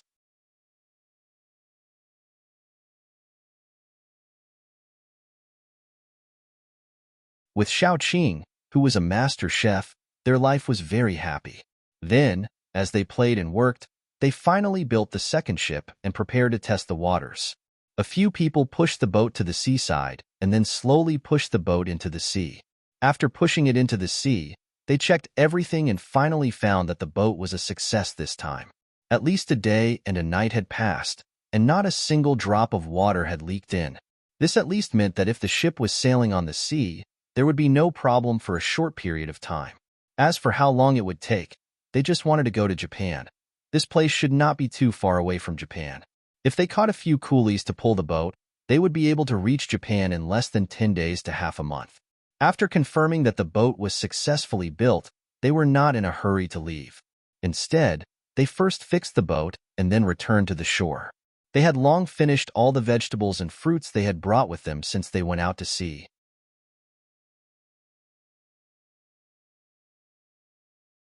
Chapter 435. After all, they couldn't bring too many vegetables and fruits with them. Therefore, they ate dried meat and seafood almost every meal for the past 2 days. After all, dried meat could be stored for a long time, and the seafood was ready-made. Therefore, before they left, they planned to search the island for some wild vegetables and fruits to bring along. Anyway, it was already afternoon, and they would have to stop soon. They might as well pack up on the island, rest for the night, and set off tomorrow. Then, Fenglan was responsible for collecting firewood nearby. Erdai and Yin Qiue were injured, so they couldn't walk too far. They were left nearby to look for wild vegetables. Xiaoqing went out to hunt. It was quite novel to eat seafood for 2 or 3 meals, but she couldn't stand eating it every day. She planned to catch a few more prey, pluck the fur, remove the internal organs, and marinate them with salt. They could be stored for a long time.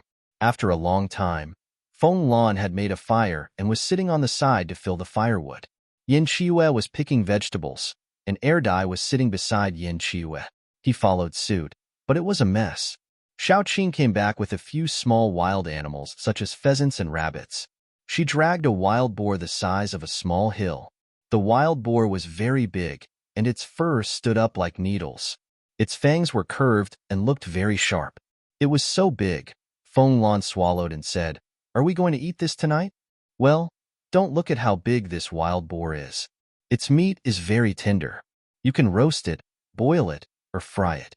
Xiaoqing put the huge wild boar on the ground and then began to dig into the space. In the end, She found a knife of good length and began to cook the wild boar. First, she had to cut open its stomach and take out all the offal. The offal, the pig's heart, and the pig's liver were all delicious. She could cook them directly and slice them, then eat them all at once. Then, she removed the pig's hair. Originally, this needed to be done with hot water before removing the pig's hair. However, they didn't bring a lot of fresh water, so they couldn't afford to waste it.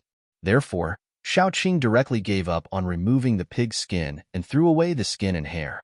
The remaining pork was cut into pieces. Some of it was pickled with salt, and some of it was prepared to be eaten tonight. Because they were leaving tomorrow, Xiaoqing made a very sumptuous meal tonight. A plate of red braised meat was soaked in the sauce. The aroma could probably spread hundreds of meters away. As for the fragrant meat, they found a very special plant. Its leaves had a special fragrance. After adding fennel, chili, and other spices, it tasted very good. There was also garlic pork ribs. Such a big pig could be used at will. Xiaoqing took the most tender ribs and placed them on the plate. After being cooked, it was enough to make people drool. There was also golden barbecued meat, wild vegetable meat soup, and a pot of porridge with wild vegetables. It was very sumptuous. This was the world of foodies. Anyway, Fenglan had never seen such a thing. They were stranded on an isolated island, but they still ate as if they were in a 5-star hotel. How fucking extravagant. But I like it. They had just started to eat and hadn't eaten much when they suddenly heard a sentence in a bird's language. The translation was, "Oh my God, look, a ship. We're saved." When Xiaoqing heard that, wasn't that Japanese? At that time, she was a little surprised that they had found a guide.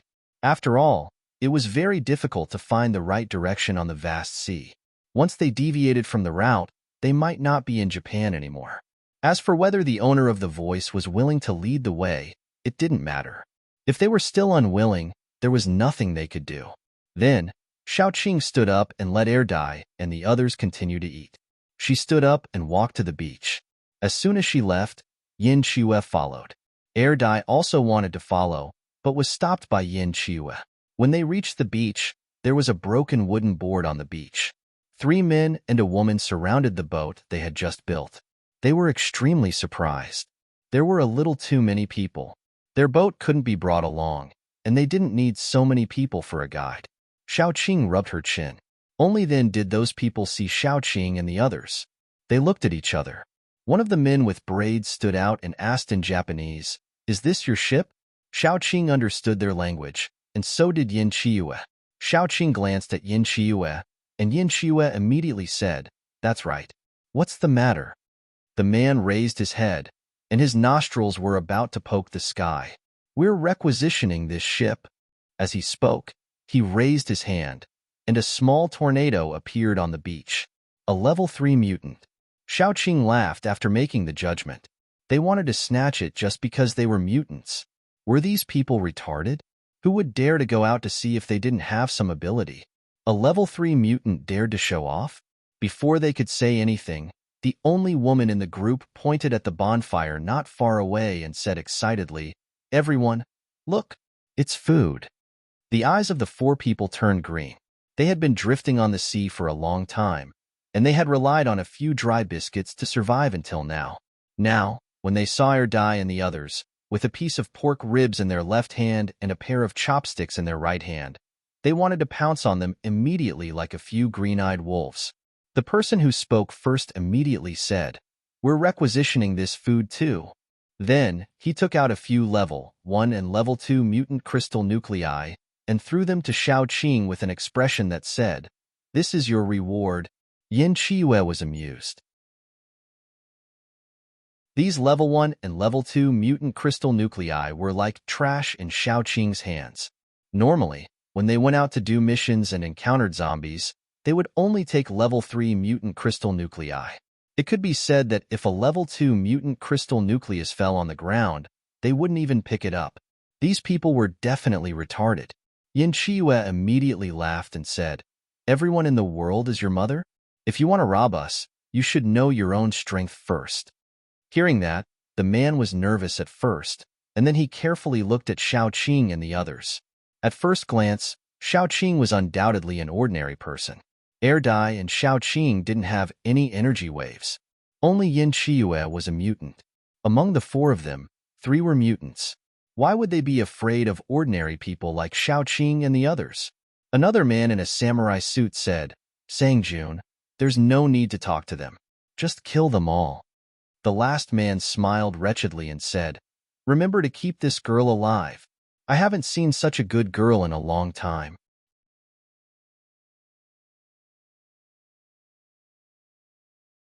Chapter 436. Xiaoqing was a little angry, but it was just a little. She never cared too much about the dead, but Yin Qiuyue was very angry. Xiaoqing was his wife now, but someone insulted his wife in front of him. How could he bear it? No. The 2 people in front carefully looked at Xiaoqing. Xiaoqing was really beautiful, and they were very tempted. However, the woman beside them was a little anxious. When the ship they were on capsized, many people fell into the sea and drowned. This plank couldn't support too many people. After the 3 ninjas went up, they didn't plan to save the others. She had relied on her beauty to seduce these 3 people and was only able to survive. If they had taken a fancy to Xiaoqing, would they have left her on this deserted island? Although she didn't think that she was worse than Xiaoqing, no matter how beautiful a woman was, she would be tired of looking at and eating for a long time. She was not as fresh as Xiaoqing. Before she could figure out what to do, the man beside her, who had been the first to speak vulgarly to Xiaoqing, exploded into a bloody flower. Flesh and blood splattered everywhere, dying the remaining 3 people. They were all stunned, and their mouths were wide open like dead fish. Yin Qiue's eyes were bloodshot. He raised his hand, and the remaining 2 men who dared to look at Xiaoqing were also imprisoned by him. "Who knows the way to Japan?" Yin Qiue asked softly. The woman was smart and quickly said, "I know." Yin Qiue nodded with satisfaction and squeezed the remaining 2 men into 2 meat patties. Only the blood flowed and soaked the ground. A trace of disgust flashed in Yin Qiue's eyes, and he took a handkerchief to wipe his fingertips. Xiaoqing looked at the last woman. Her clothes were wet. She only wore a white shirt and a short skirt. She was probably naked inside, because after her clothes were wet, her body was almost half hidden. Xiaoqing found a coat and threw it to her, and then said lightly, "Lead the way honestly. Don't have any thoughts that you shouldn't have. When we arrive at Japan, I will let you go." The woman nodded timidly and followed Xiaoqing back to the bonfire. Young brother Feng Lan, who had witnessed everything, was dumbfounded. He always knew that Xiaoqing was cruel, but he didn't expect Yin Qiue to be so cruel.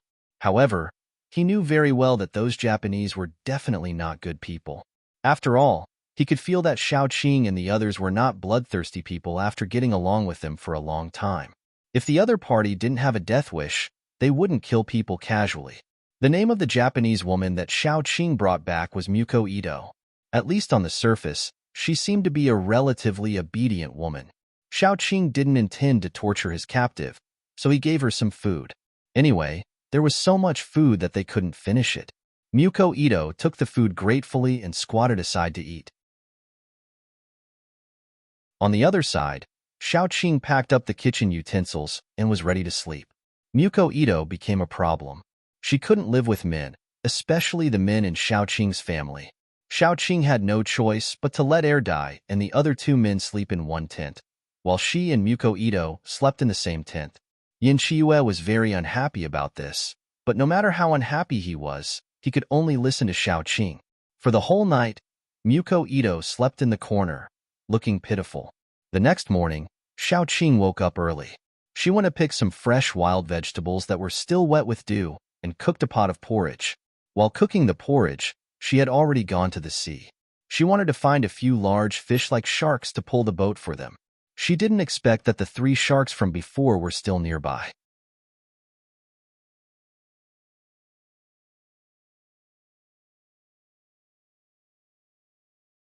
Xiaoqing hadn't slept with him for a long time, and usually, she wouldn't give him a kiss of love to comfort him.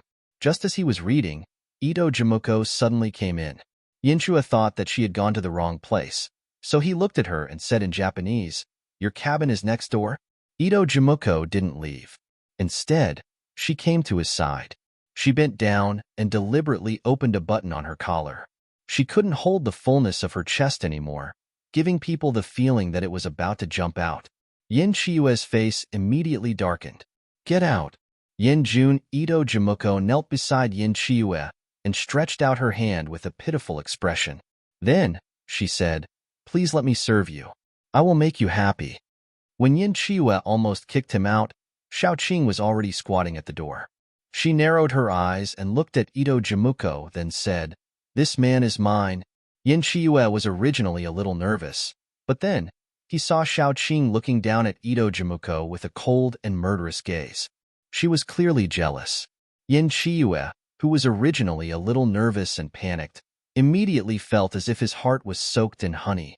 Xiaoqing kicked Ito Jimuko away, then pressed Yin Chiyue against the wall and said to Ito Jimuko with a smile, fortunately, you didn't have the time to touch him, otherwise, I would have chopped off your hand, and I would have peeled off any piece of skin on your body that touched him. Muko Ito was already scared. She sat on the ground, trembling. Xiaoqing grabbed Yin Chiyue's collar and kissed her fiercely, leaving a shallow bite mark on her lips. She spat and said, you're just a plaything that attracts bees and butterflies. Yin Chiyue felt wronged. He hugged Xiaoqing and said in her ear, then, my queen, are you going to punish me? Xiaoqing glanced at Ito Jimuko again and again. She wanted to prove Yin Chiyue's ownership, but she didn't want Ito Jimuko to see Yin Chiyue's cute appearance when he was aroused. With a wave of her hand, she threw Ito Jimuko out and closed the door. After closing the door, Xiaoqing threw Yin Chiyue aside, then found a chair and sat down. She raised her chin and said, take off your clothes. Yin Chiyue was a little ashamed, but he was more expectant. He slowly unbuttoned his clothes. His movements were not seductive at all, but there was a sense of passion. It made people want to push him to the ground and tear his clothes directly. When Yin Chiyue took off all his clothes, Xiaoqing pulled him into her arms, turned his back to her, and carefully observed the wound on his back. The wound had scabbed for the second time, but because it was soaked in seawater last time, and the wound was not shallow, it would probably leave a scar. Xiaoqing kissed him, then laughed and scolded, bad guy, how can you attract bees and butterflies like this? Yin Chiyue felt even more wronged. I didn't do anything. Xiaoqing touched the scar on his back, then carefully nibbled on the skin on his back. When Yin Chiyue moved, his porcelain-like skin was dyed red. Xiaoqing decisively pushed him away and said, I'll go out and take a look. I'll also settle this matter while I'm at it. Yin Chiyue, who was already aroused and burned quite badly, was speechless. His wife had learned bad things. She couldn't be like this. He was already so aroused. In the end, Xiaoqing left just like that. What a scam. Was she going to let him live? Q indeed. This was a punishment. Sob sob sob. A jealous wife was so scary. On the other side, Xiaoqing had already come out of the cabin. Ito Jimuko was kneeling on the ground and crying softly, her face full of despair. Xiaoqing kicked her knee and said lightly, some thoughts are not for you to think about.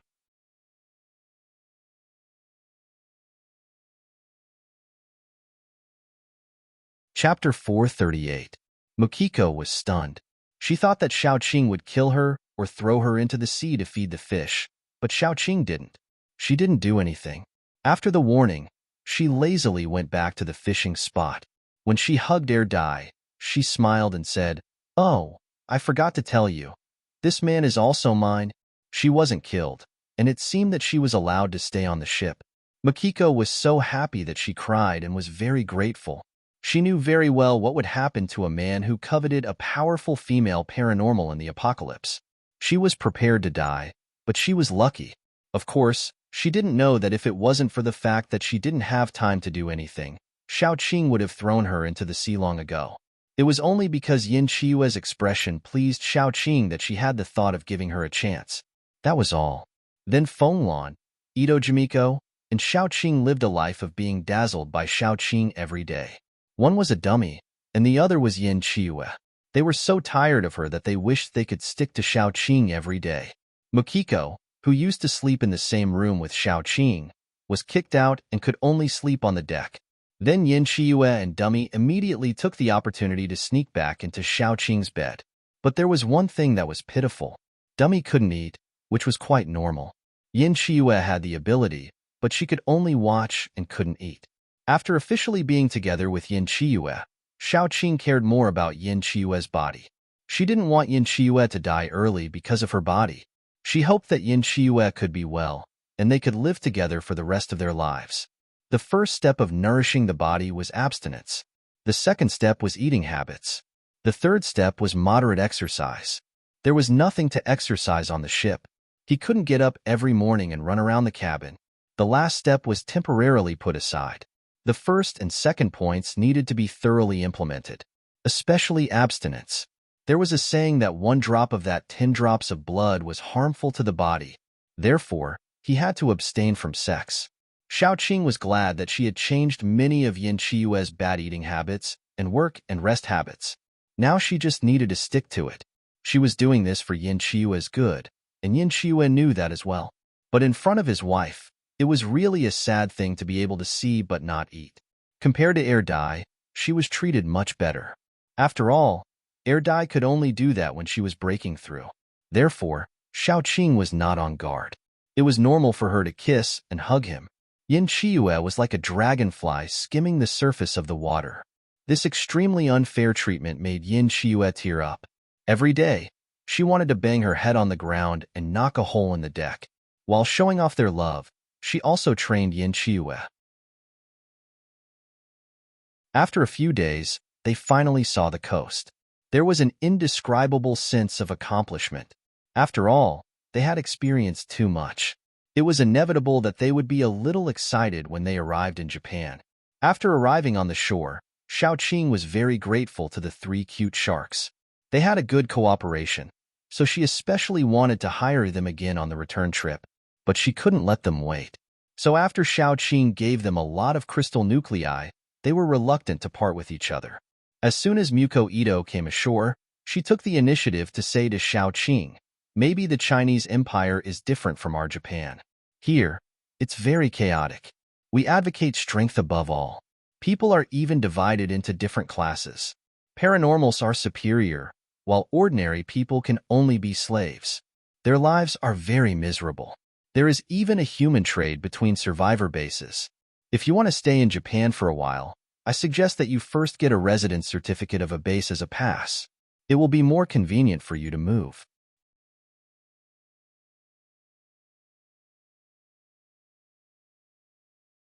Chapter 439. She was actually quite nervous. After all, she had done something wrong, and she was a useless ordinary person. She was very worried that Xiao Qing would just leave her on the coast. She could tell that Xiao Qing was actually a good person, especially to the people around her. Xiao Qing would give the best to the people around her within the scope of her ability for food, clothing, housing, and transportation. She really wanted to follow Xiao Qing, at least until Xiao Qing left Japan. She was just worried that Xiao Qing would not be willing to take her. In fact, Xiao Idiot Love was quite willing to take her, especially since Ito Kamuko was very obedient now. Instead of throwing Ito Kamuko away and catching another person back to train, it was better to use Ito Kamuko. Xiao Qing directly said, "I want to go to Mount Fuji. You lead the way. If you do well, I will give you a fortune before leaving. I can let you live for a few years without worrying about food and clothing." Muko Ito was very happy and thanked him again and again. Xiao Qing continued, "You are a native, and you must know more than us in all aspects. Since it is more convenient to get a pass, you can find a nearby base. Then let's go." Muko Ito nodded and quickly said, "There's a base in front of us, but I haven't been to this base before." Seeing that she was a little embarrassed, Xiao Qing touched his chin and said, "Then let's go and have a look first. It just so happens that we need to replenish some vegetables and fruits." The 5 of them went to the base that Muko Ito mentioned. After taking a few steps, they saw a group of paranormals escorting a group of people to the base. It didn't matter if they didn't see it, but when they saw it, they were shocked. This group of people had big pustules on their faces and bodies, and some parts were rotten. They could even see maggots wriggling. There were adults and children, men and women, and they were all driven to the beach. Xiao Qing frowned and pulled her friends to the side to hide. Then, She saw that after the paranormals drove these people to the beach, they took out their knives, killed them all, and threw their bodies into the sea. Immediately, large fish swam over and fought to devour the corpse. Muko Ito hurriedly said, after the doomsday, there were several earthquakes. As a result, there was a nuclear energy leak. Paranormals were fine, but many ordinary people were exposed to radiation. Especially those who were closer to the source of the leak, they had a very strange disease. Pustules grew on their bodies, and they began to rot. They could even infect others. So once they contracted this disease, they would be caught and disposed of to prevent them from infecting others. Xiao Qing frowned. She was very worried about Feng Lan.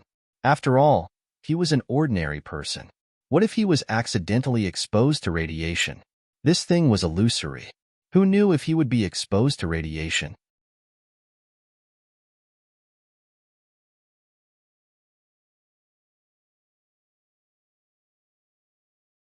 Chapter 440. Killing people on the street was just a small case, and it couldn't be more common, especially those ordinary people. Once they angered the paranormals, being killed was actually the happiest outcome.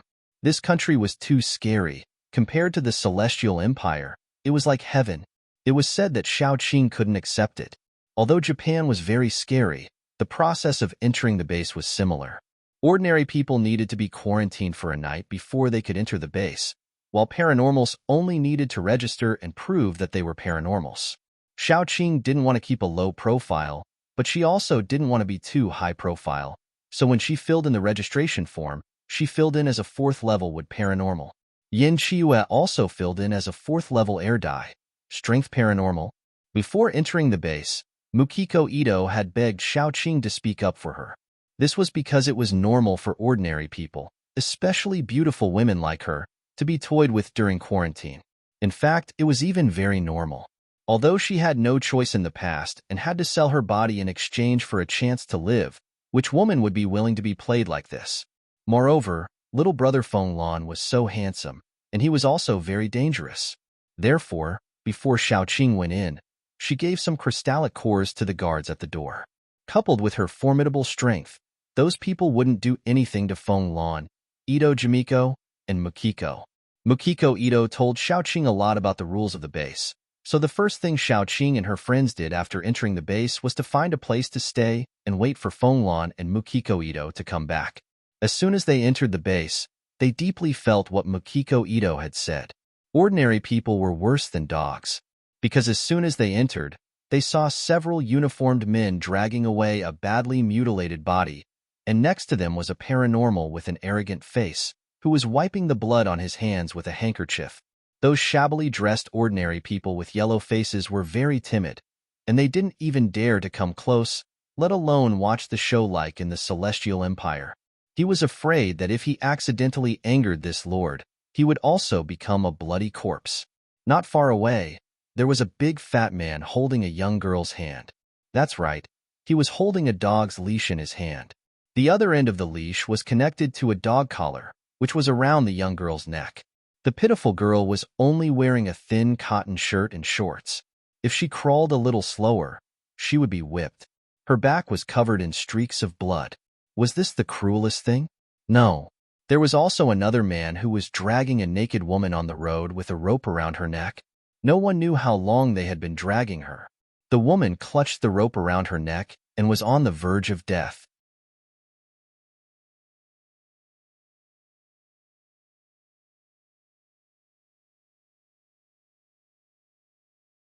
Chapter 441. Suppressing her anger, Xiao Qing pulled her friend and quickly walked in, preparing to find a place to stay. At this time, a dagger suddenly fell from the sky and stabbed into the ground beside Xiao Qing's feet. The thing that was holding a woman's hand was playing with another dagger while looking at Xiao Qing and the others from head to toe. One woman and 2 men, all of whom had outstanding appearances. Moreover, Air Dai and Xiao Qing were zombies, so it was impossible to see their strength with the naked eye. They looked like 2 ordinary people. Therefore, in the eyes of this thing that couldn't even be considered a human, Yin Chiue and his 2 slaves were the only paranormals. At first glance, Yin Chiue was a newcomer, and his aura wasn't strong. so this thing was tempted. It just so happened that he had played with all his slaves to death, leaving only the one beside his feet, and he was tired of playing with her. If he could take Xiaoqing and the other two as his slaves, he could play with these three beauties with outstanding appearances and good temperaments. Newcomers? This thing smiled obscenely and said to Yin Shiyue, "Do you want to make a bet? Let's have a bet. If you win, you can do whatever you want with my slaves. If I win, you and your two slaves will belong to me." While speaking, he licked the corner of his mouth, as if he couldn't wait to do something to Xiaoqing and the others. Before the apocalypse, he was just an ordinary office worker. Because he didn't have any abilities, he was bullied by his boss in the company, and at home, he was bullied by his wife. After the apocalypse, he found out that he had become a paranormal, and the first thing he did was to kill his wife. He had had enough of this old woman. Then, he killed his boss's wife in front of his boss, and finally fed his boss to zombies. Such a heartless and vicious thing had actually survived from the beginning of the apocalypse until now. Xiaoqing felt that this was a miracle. She felt that all the anger she had accumulated since she stepped onto the shore had finally found a source. Xiaoqing raised her hand without saying a word, and a vine whip immediately appeared in her hand. It was about 2 fingers thick, and the vine whip was covered with dense spikes. There were even barbs on it, and it looked very sharp. That thing panicked for a moment. He clearly felt that Xiaoqing was an ordinary person. However, she was able to conjure a vine whip out of thin air, which proved that Xiaoqing was a psychic, and a psychic that he couldn't see through. At the very least, she was much stronger than him, which was why he could not feel the energy flow in Xiaoqing's body. However, his panic only lasted for a few seconds, because the moment Xiaoqing attacked, Yin Shiyue had already confined the air around him, making him unable to move.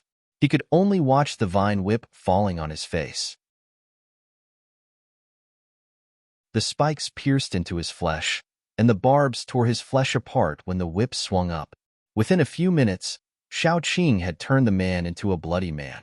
There were wounds all over his body. His blood fell to the ground and gathered into a pool at his feet. It was a horrifying sight. However, these were all flesh wounds, because Xiaoqing hadn't vented her anger yet. How could she directly injure his muscles and bones and kill him? After whipping and beating for more than 10 minutes, that thing didn't even look human anymore. Xiaoqing waved her hand and summoned a bunch of vines. Like a meat grinder, she directly ground that thing into minced meat and bones. After that, she shook the vines and said with disgust, "You dirted my vines." Yin Shiyue grabbed her hand and gently kissed the back of her hand. "I was jealous when I saw you whipping others. In the future, let me deal with this kind of thing."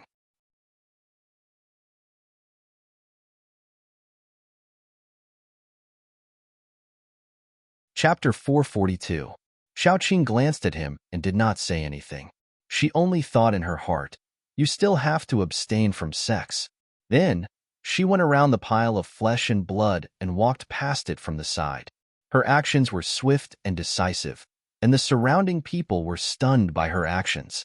The Japanese worshipped the strong. Other than the woman who was being held, no one looked at the dead guy. Even the woman only looked at him with eyes full of hatred. Xiaoqing had already proved her ability. Logically speaking, no one would come to find trouble with her. But before they could take 2 steps, a handsome man suddenly walked over. Yin Shiyue clenched his fist. As long as this person dared to provoke him, he would send him to hell. He would not let Xiaoqing have the chance to use her whip. Xiaoqing's whip only needed to be aimed at him alone. Then, the man came closer and knelt down. He looked at Xiaoqing with a fanatical expression. "Beautiful queen, please accept me as your humble servant. I am willing to use my body and soul to serve you." Yin Shiyue was furious. Damn, snatching his wife. How shameless. How shameless. He immediately stepped forward and stood in front of Xiaoqing. He said coldly, "Snatching other people's masters is not a good habit." That person glanced at Yin Shiyue with disdain and said, "The fact that the master didn't complain that you didn't serve him well is already a great reward. You actually want to make decisions on behalf of the master and refuse the requests of other slave masters. You really don't know the rules." Yin Shiyue wanted to kick him to death. Then, Xiaoqing grabbed his wrist and pulled him into her arms. She hugged him tightly. Be good. You know I only want you. Then, Air Dai immediately came over. Xiaoqing went from hugging a man to hugging women. She was a winner in life. The man who was kneeling there was disappointed, but he was not willing to give up. He started to promote himself. Master, are you really not going to consider me? My skills are very good. I can take a beating, and I'm very obedient. I don't need it. Xiaoqing walked away expressionlessly. Along the way, she actually met at least 10 people who came to recommend themselves. They all had that kind of inclination. He probably saw that she was good with the whip and felt that her skills in that area were not bad. There were ordinary people, superpowered people, and even a girl. Yin Chiyue was so angry that she jumped up and scolded him as a pervert. She had completely forgotten that she was also a masochist. He was scolding her as well. Xiaoqing couldn't stop laughing. She kissed him and then kissed Dumbo. Then she said, "It's not like you don't know that I only have the two of you in my heart. Why are you angry? I hate the way they look at you. I hate that they want to snatch you away." Yin Chiyue acted coquettishly and then gritted his teeth. If it wasn't for the fact that he was in a foreign land and couldn't be too arrogant, he would have directly dug out the eyeballs of that group of people. How dare they look at his wife so unscrupulously? They were courting death. Xiaoqing could only comfort him.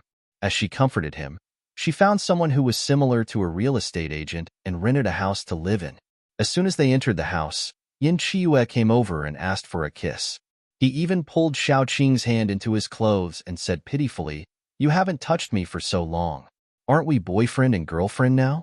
Qing, wife, let's have fun once." Then Xiaoqing sternly rejected him. If Air Dai was not beside her, she might have accepted him half-heartedly. But there was another Air Dai beside her.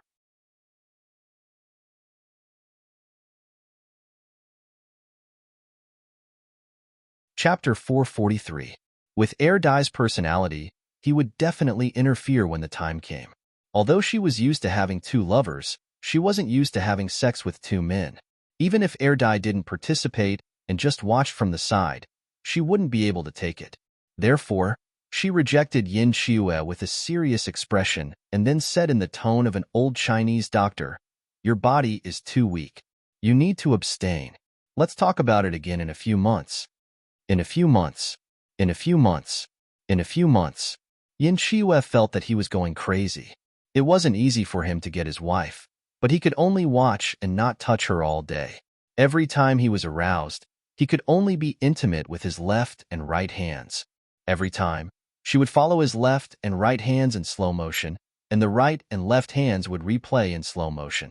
This action gave him pleasure. If this went on, he felt that he would get a mental illness sooner or later. How could he still be intimate with his left and right hands when he already had a wife? Yin Chiyue felt wrong just thinking about it. But no matter how wronged he felt, he could only endure it because his wife was the most important thing in the world. All right, let's change the topic. What we need to do now is to clean the room. Xiaoqing found a broom for Yin Chiyue and then instructed him, "I'll leave the important task of sweeping the floor to you." Yin Chiyue, who was holding the broom in his hand and looking confused, was speechless. "Let's go, Air Dai. Let's clean the bedroom." Xiaoqing pulled Air Dai and really went to clean the bedroom. This house had 3 bedrooms and 2 living rooms, with a master bedroom and 2 side bedrooms. When the time came, she could bring Yin Chiyue and Air Dai to sleep in the master bedroom in the middle and let Fenglan, Ito Jimiko, and Muko sleep in the side bedrooms on the left and right. She had to throw away all the bed sheets and blankets in the bedroom. If it wasn't for the fact that the space was too small, she really wanted to bring a bed in and replace it with a new one after putting so many things in. After cleaning the room once, Xiaoqing packed up all the things on the bed and threw them out of the door. She stuffed them directly into the trash can. Then, she changed all the bedding and pillows that she brought with her in all the rooms. After cleaning up the bedroom, Xiaoqing led her 2 friends to clean up the kitchen, the living room, and every corner of the house was thoroughly cleaned. Then, Xiaoqing went to cook. Fenglan and the others wouldn't be back until tomorrow morning, so only the 3 of them had dinner tonight. Originally, Xiaoqing thought that since they had arrived at a new place, they could go out for a walk after dinner and learn about the local customs and people. However, she didn't want to go out at all. She was afraid that if she saw something, she would want to kill someone. If she couldn't control herself, she might slaughter the entire base. How bad would that be? She was clearly a gentle person. However, no matter how gentle a person was, she couldn't stand it anymore. This wasn't a survival base, it was hell. Those people were worse than animals. It was too late to send them back to the furnace to be rebuilt, so it was better to just die. With the thoughts of, I really want to clean up this base, and I might as well just blow up Japan, Xiaoqing cooked a lot of cola chicken wings and braised rabbit head. Dinner was still cooked rice. Then, while eating chicken wings and rabbit heads, Xiaoqing temporarily dismissed the idea of directly destroying this base or sinking Japan. After all, not everyone in a country was a bad person. Even if it was such a rotten nation, there would always be some good people. It wasn't worth it to kill a group of good people for a group of bad people. Although, she still wanted to blow up Japan. After eating and drinking, it was time to sleep. They still had to pick up Feng Lan, Mukiko Ito, and Feng Lan tomorrow morning. If it was a base in China, they could totally let them come back by themselves. However, they didn't dare to do so in Japan. Firstly, these two people didn't know where they lived. Secondly, the base in Japan was too chaotic. They were afraid that something would happen to Feng Lan, Mukiko Ito, and Feng Lan. The fresh quilt still had the smell of sunshine. It was very comfortable to nestle in it. Xiaoqing slept in the middle. The two men, one on the left and one on the right, each hugged an arm and prepared to sleep. Yin Qiyu obviously still remembered that Xiaoqing wanted him to abstain from sex. He teased Xiaoqing the whole night. In the end, Xiaoqing directly pressed his head down and stuffed him under the quilt. Sleep well. If you continue to be a demon, a certain evildoer winked at her. Just slap me to death. Then, he was tied up by Xiaoqing into a large cocoon and stuffed into a corner. Yin Qiyu, who failed to seduce Feng Lan, was speechless.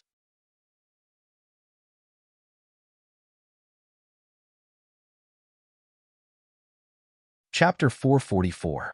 The next morning, they went to pick up Feng Lan and Mukiko Ito. Nothing happened on the way. After all, Xiaoqing had shown her strength yesterday.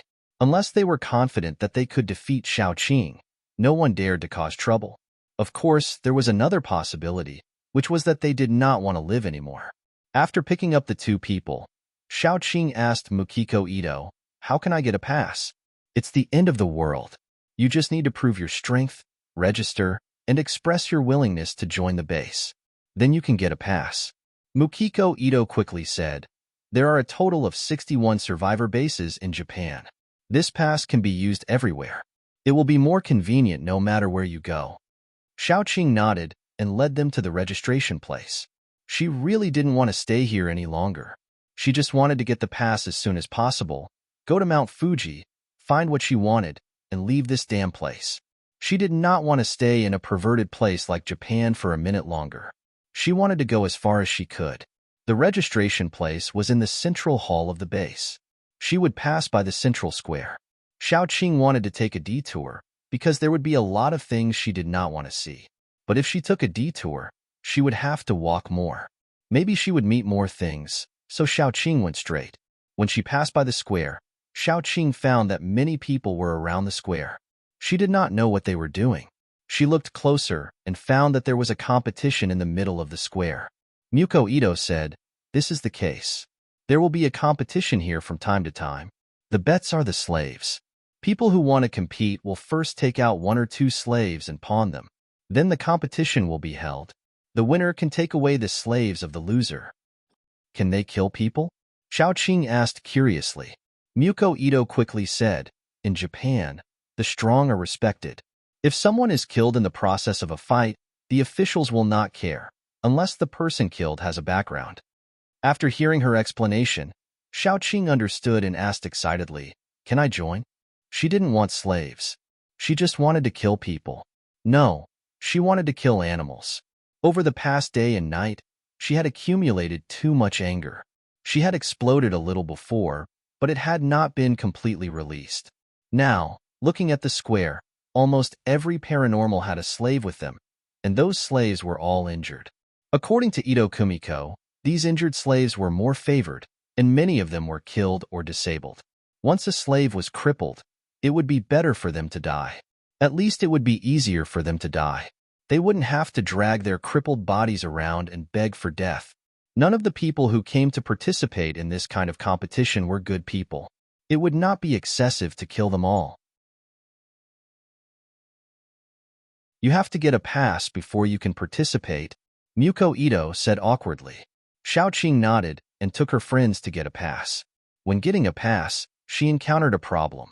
It was very easy for her to prove her strength, but what about Fenglan? He was an ordinary person, so he certainly couldn't get a pass. According to Muko Ito, those who didn't have a pass were illegal residents. It was inconvenient to go anywhere. Killing an illegal resident could be exchanged for rewards. Needless to say, Mukiko Ito was already Xiaoqing's slave when she registered. Fenglan tugged at Xiaoqing's sleeve and whispered, "I'm just a slave in name. I don't mind."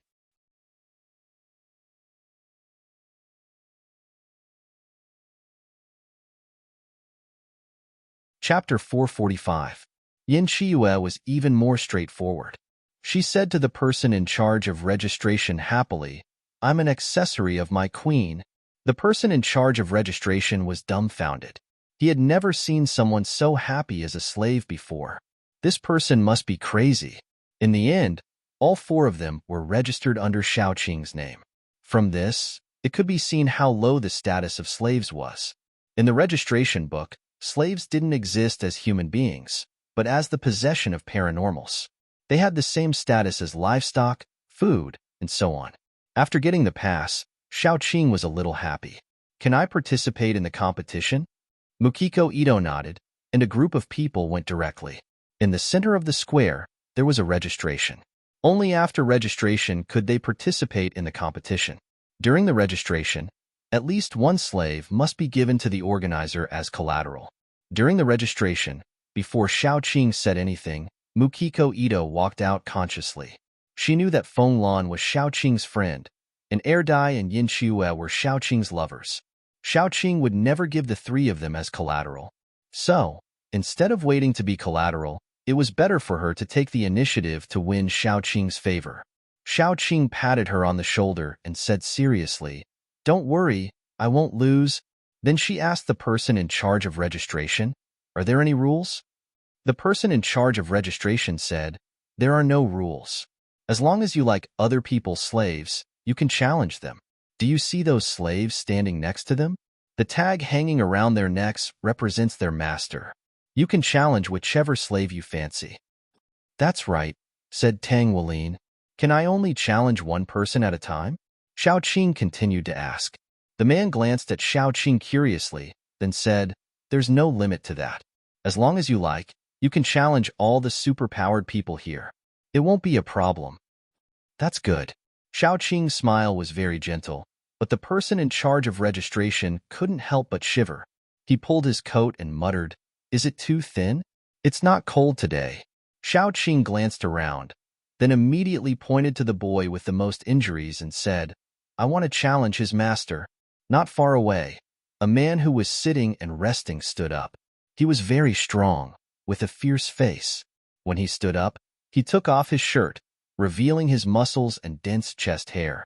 He looked at Xiaoqing with a ferocious expression. "How come it's a girl? I'm a little embarrassed to do it." As he said this, he moved his wrists and smiled viciously. Xiaoqing stepped forward and said impatiently, "Can we start now?" "Of course." Before his voice died away, the man had already activated his power and rushed over. He was a strength paranormal, so he didn't take Xiaoqing's small body seriously at all. However, just as he rushed over and punched Xiaoqing, his fist was stopped by Xiaoqing's finger before he could laugh complacently. Xiaoqing's eyes were full of disdain. She deliberately said arrogantly, "What's the hurry? I'll put on a pair of gloves first, or my hands will get dirty." Then, she took out a pair of transparent gloves and began to put them on. She was too arrogant. The man was so angry that he didn't care that she was wearing gloves and punched her again. Xiaoqing suddenly disappeared and reappeared behind him. Then, she slowly continued to put on the other glove.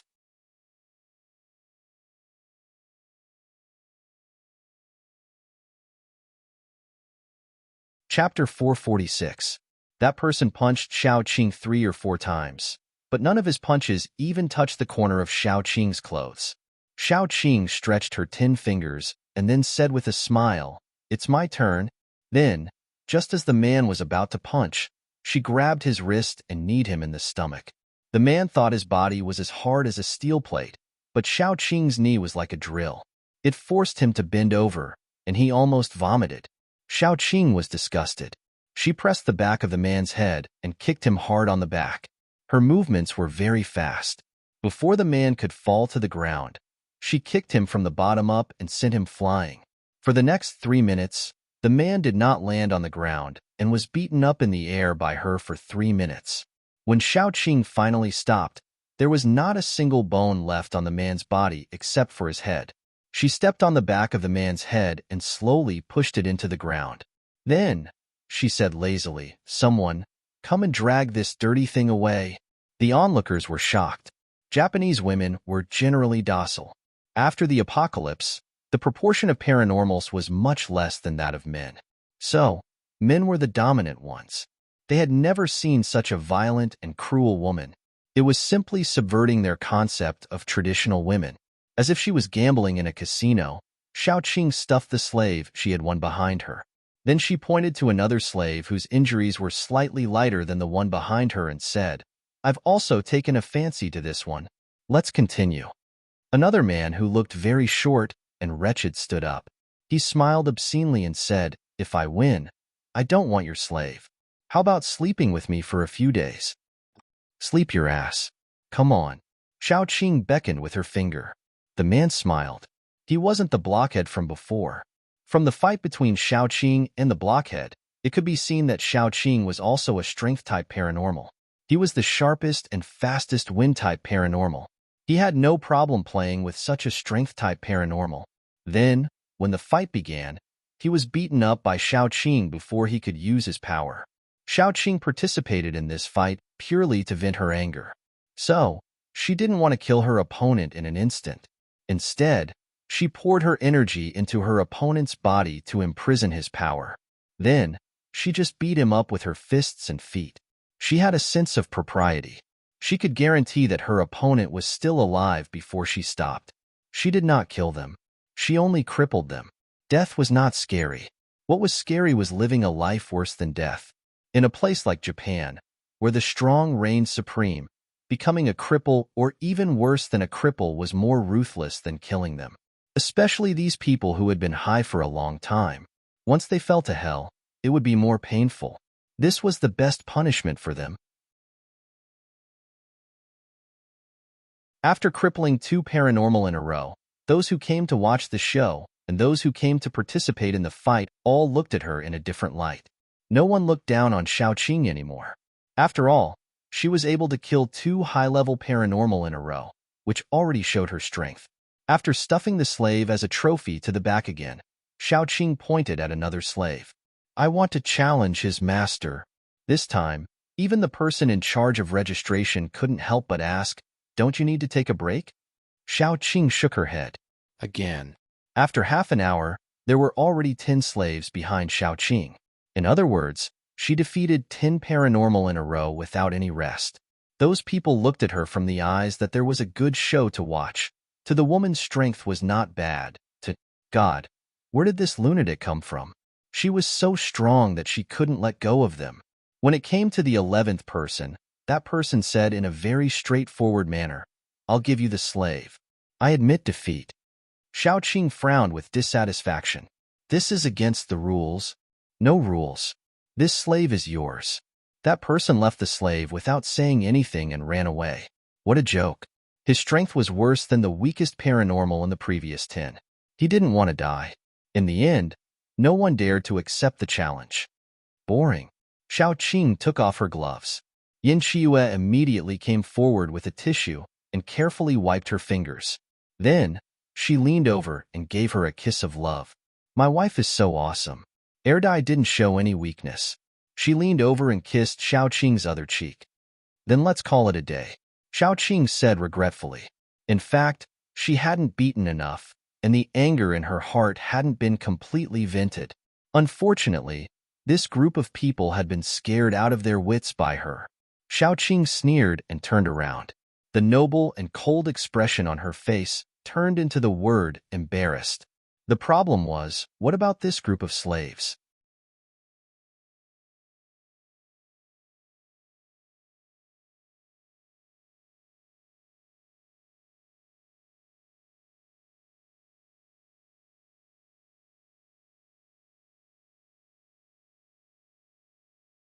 Chapter 448.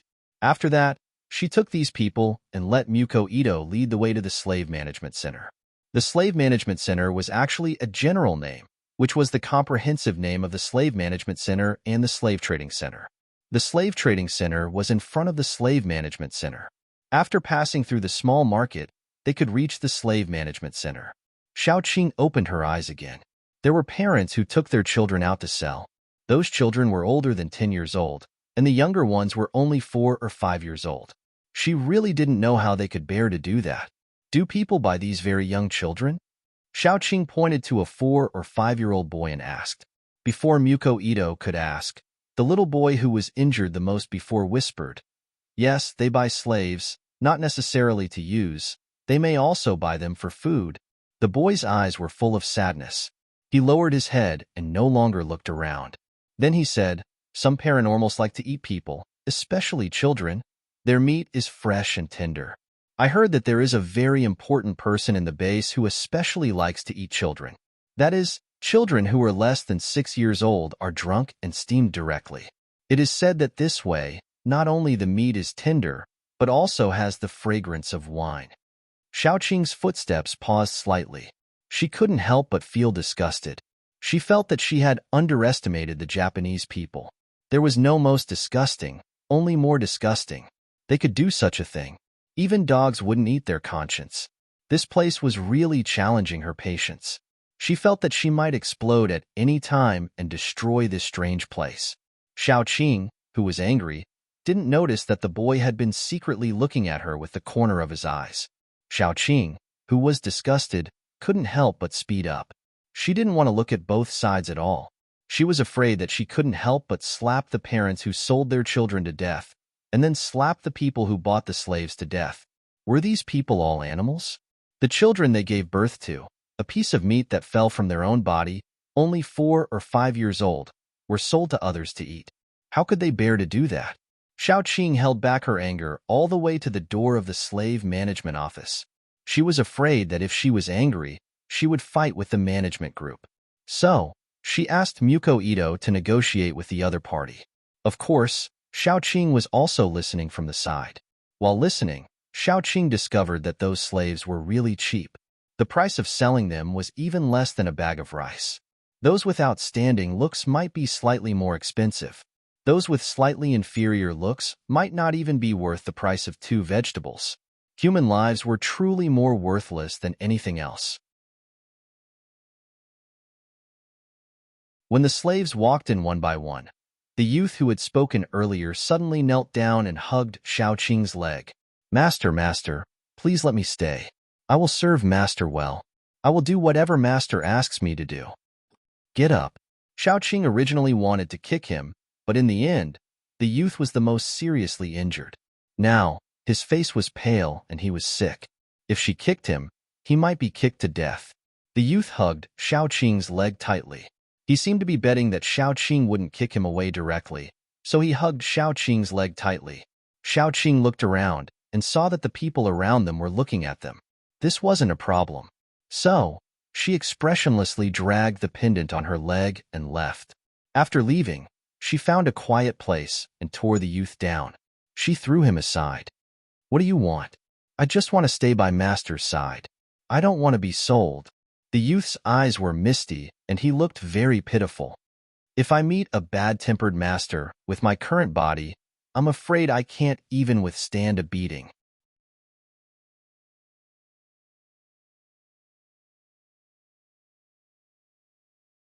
Chapter 449. Xiaoqing sneered. "Then you are not afraid of me? Master is a good person. I can see it." The young boy approached cautiously and then knelt down at Xiaoqing's feet. "I am very good and obedient. I will do whatever the director wants me to do." I just want to stay with Master. Yin Qiyu sneered and kicked him away. She hugged Xiaoqing. Go away. The young boy quickly said, I will not have any improper thoughts. I just want Master to give me a place to stay. Xiaoqing thought about it. She was going to leave here soon. It was okay to keep the young boy for a few days. She said, forget it. Just think of it as hiring a part-time worker. So when they came out, there were 5 people, and when they went back, there were 6 people. The young boy's name was Mochizuki Baishui. Generally speaking, he was more tactful. After he was taken back, he was very obedient. He only did some cleaning in the yard and housework. He did not deliberately get close to Xiaoqing. Of course, this was also related to Yin Qiyue's close watch. The injuries on his body were not light. Xiaoqing did not want him to die like this, so she gave some medicine to Ito Jimiko and asked her to apply some medicine on Mochizuki Baishui when she was free. The relationship between the two began to improve. Ito Jimiko treated Mochizuki Baishui as a younger brother. Xiaoqing got the pass and was ready to leave. The reason why she did not leave immediately these 2 days was that the medicine that Air Dai usually took was gone. Yin Qiyue made it on the spot, so she stayed for 2 more days. These 2 days, she went out every day and found a group of people to beat up. This way, she would be in a better mood when she came back. After all, the atmosphere was too oppressive. She saw too many things that made people feel angry. If she did not vent, it would accumulate for a long time and not be good for her body. It could be said that she made use of those people. When she left, many people cheered behind her back. This fiend had finally left. During this period of time, the number of people fighting in the square had decreased by more than 2/3. As for the remaining 1/3, once they saw Xiaoqing coming over, half of them would immediately run away, even abandoning the slaves they had pawned. Xiaoqing walked out of the city gate with her little friends, found the direction to Mount Fuji, and chose a path. After walking for a few minutes, she helplessly turned around and looked at Moongazer Whitewater behind her. I already told you that there is still a month left in the apartment I rented. You can stay there. I also left food for you. Why did you follow me? The full moon Whitewater didn't say anything. It just looked at her with its big watery eyes, as if it wanted to say something.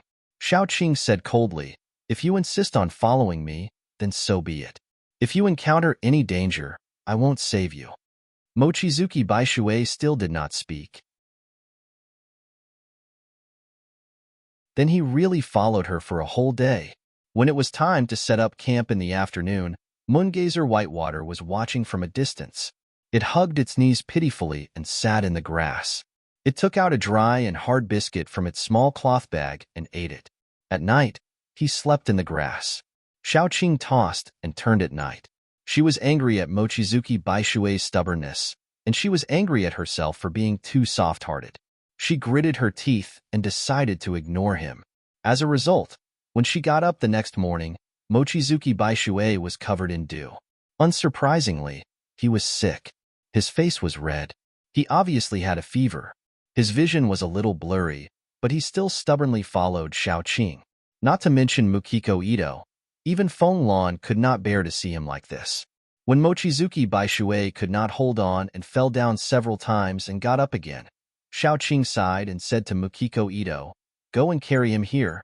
He was only 17 or 18 years old. For Xiaoqing, he was still a child. She really could not bear to see him die of exhaustion. But Xiaoqing could not see that when Mukiko Ito carried Mochizuki Baishui, the corners of his mouth curled up. From the very beginning, Mochizuki Baishui knew the ending would be like this.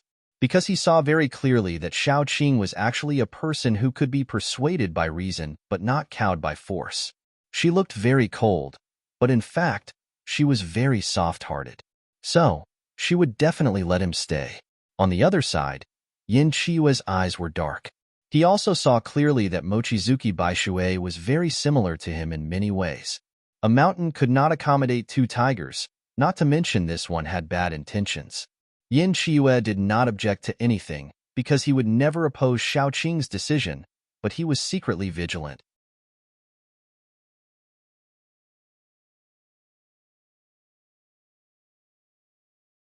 Chapter 450. There was a saying, as long as the pickaxe was swung well, There was no corner that could not be dug down. No matter how confident he was in Shaoqing, he still had to guard against those men with bad intentions, especially people like Mochizuki Baishui, whose skin was thicker than a city wall and could be directly shameless at critical moments. They were exactly the same as him. He had to guard against them. Therefore, Mochizuki Baishui, who used the trick of injuring himself, successfully joined Shaoqing's small team. When he woke up from his coma, he saw Shaoqing sitting by his bed, reading a book. "You're awake?" Shaoqing closed the book and said in a very light tone, "You want to follow me? First, don't ask what you shouldn't ask, and don't do what you shouldn't do. Just be obedient. Second, when it's time for me to leave, I'll leave immediately. Let's part on good terms, and don't fall out with each other. Third, if you have something to say, say it. Don't keep it in your heart and turn it into a conspiracy. You think I'm soft-hearted, but maybe you haven't seen my hard-hearted side." Mochizuki Baishui's high fever had just subsided, and his body was still soft like noodles. He climbed up from the bed and wanted to approach Shaoqing, but was silently pushed back by Shaoqing. "Master, I will never do anything bad to you." Mochizuki Baishui blinked his beautiful eyes and said, "Master, don't worry, I understand." Shaoqing nodded with an unfathomable expression, then said, "Take care of your body. We still have to continue on our journey tomorrow. If you drag us down, I will still mercilessly throw you away." Mochizuki Baishui heard this and quickly got into bed, indicating that he was very obedient and would take good care of his body. Shaoqing went out. She was still boiling soup. When she was ladling soup for Yin Chiue and Air Dai, Shaoqing ordered Muko Ito to ladle a bowl for Mochizuki Baishui. Under Yin Chiue's resentful gaze, Muko Ito left with the soup. When Moongazer Whitewater received the soup, his eyes were full of smiles.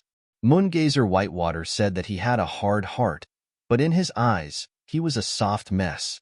He had never seen such a soft-hearted and powerful woman. Because of Moongazer Whitewater, they had stayed for an extra day.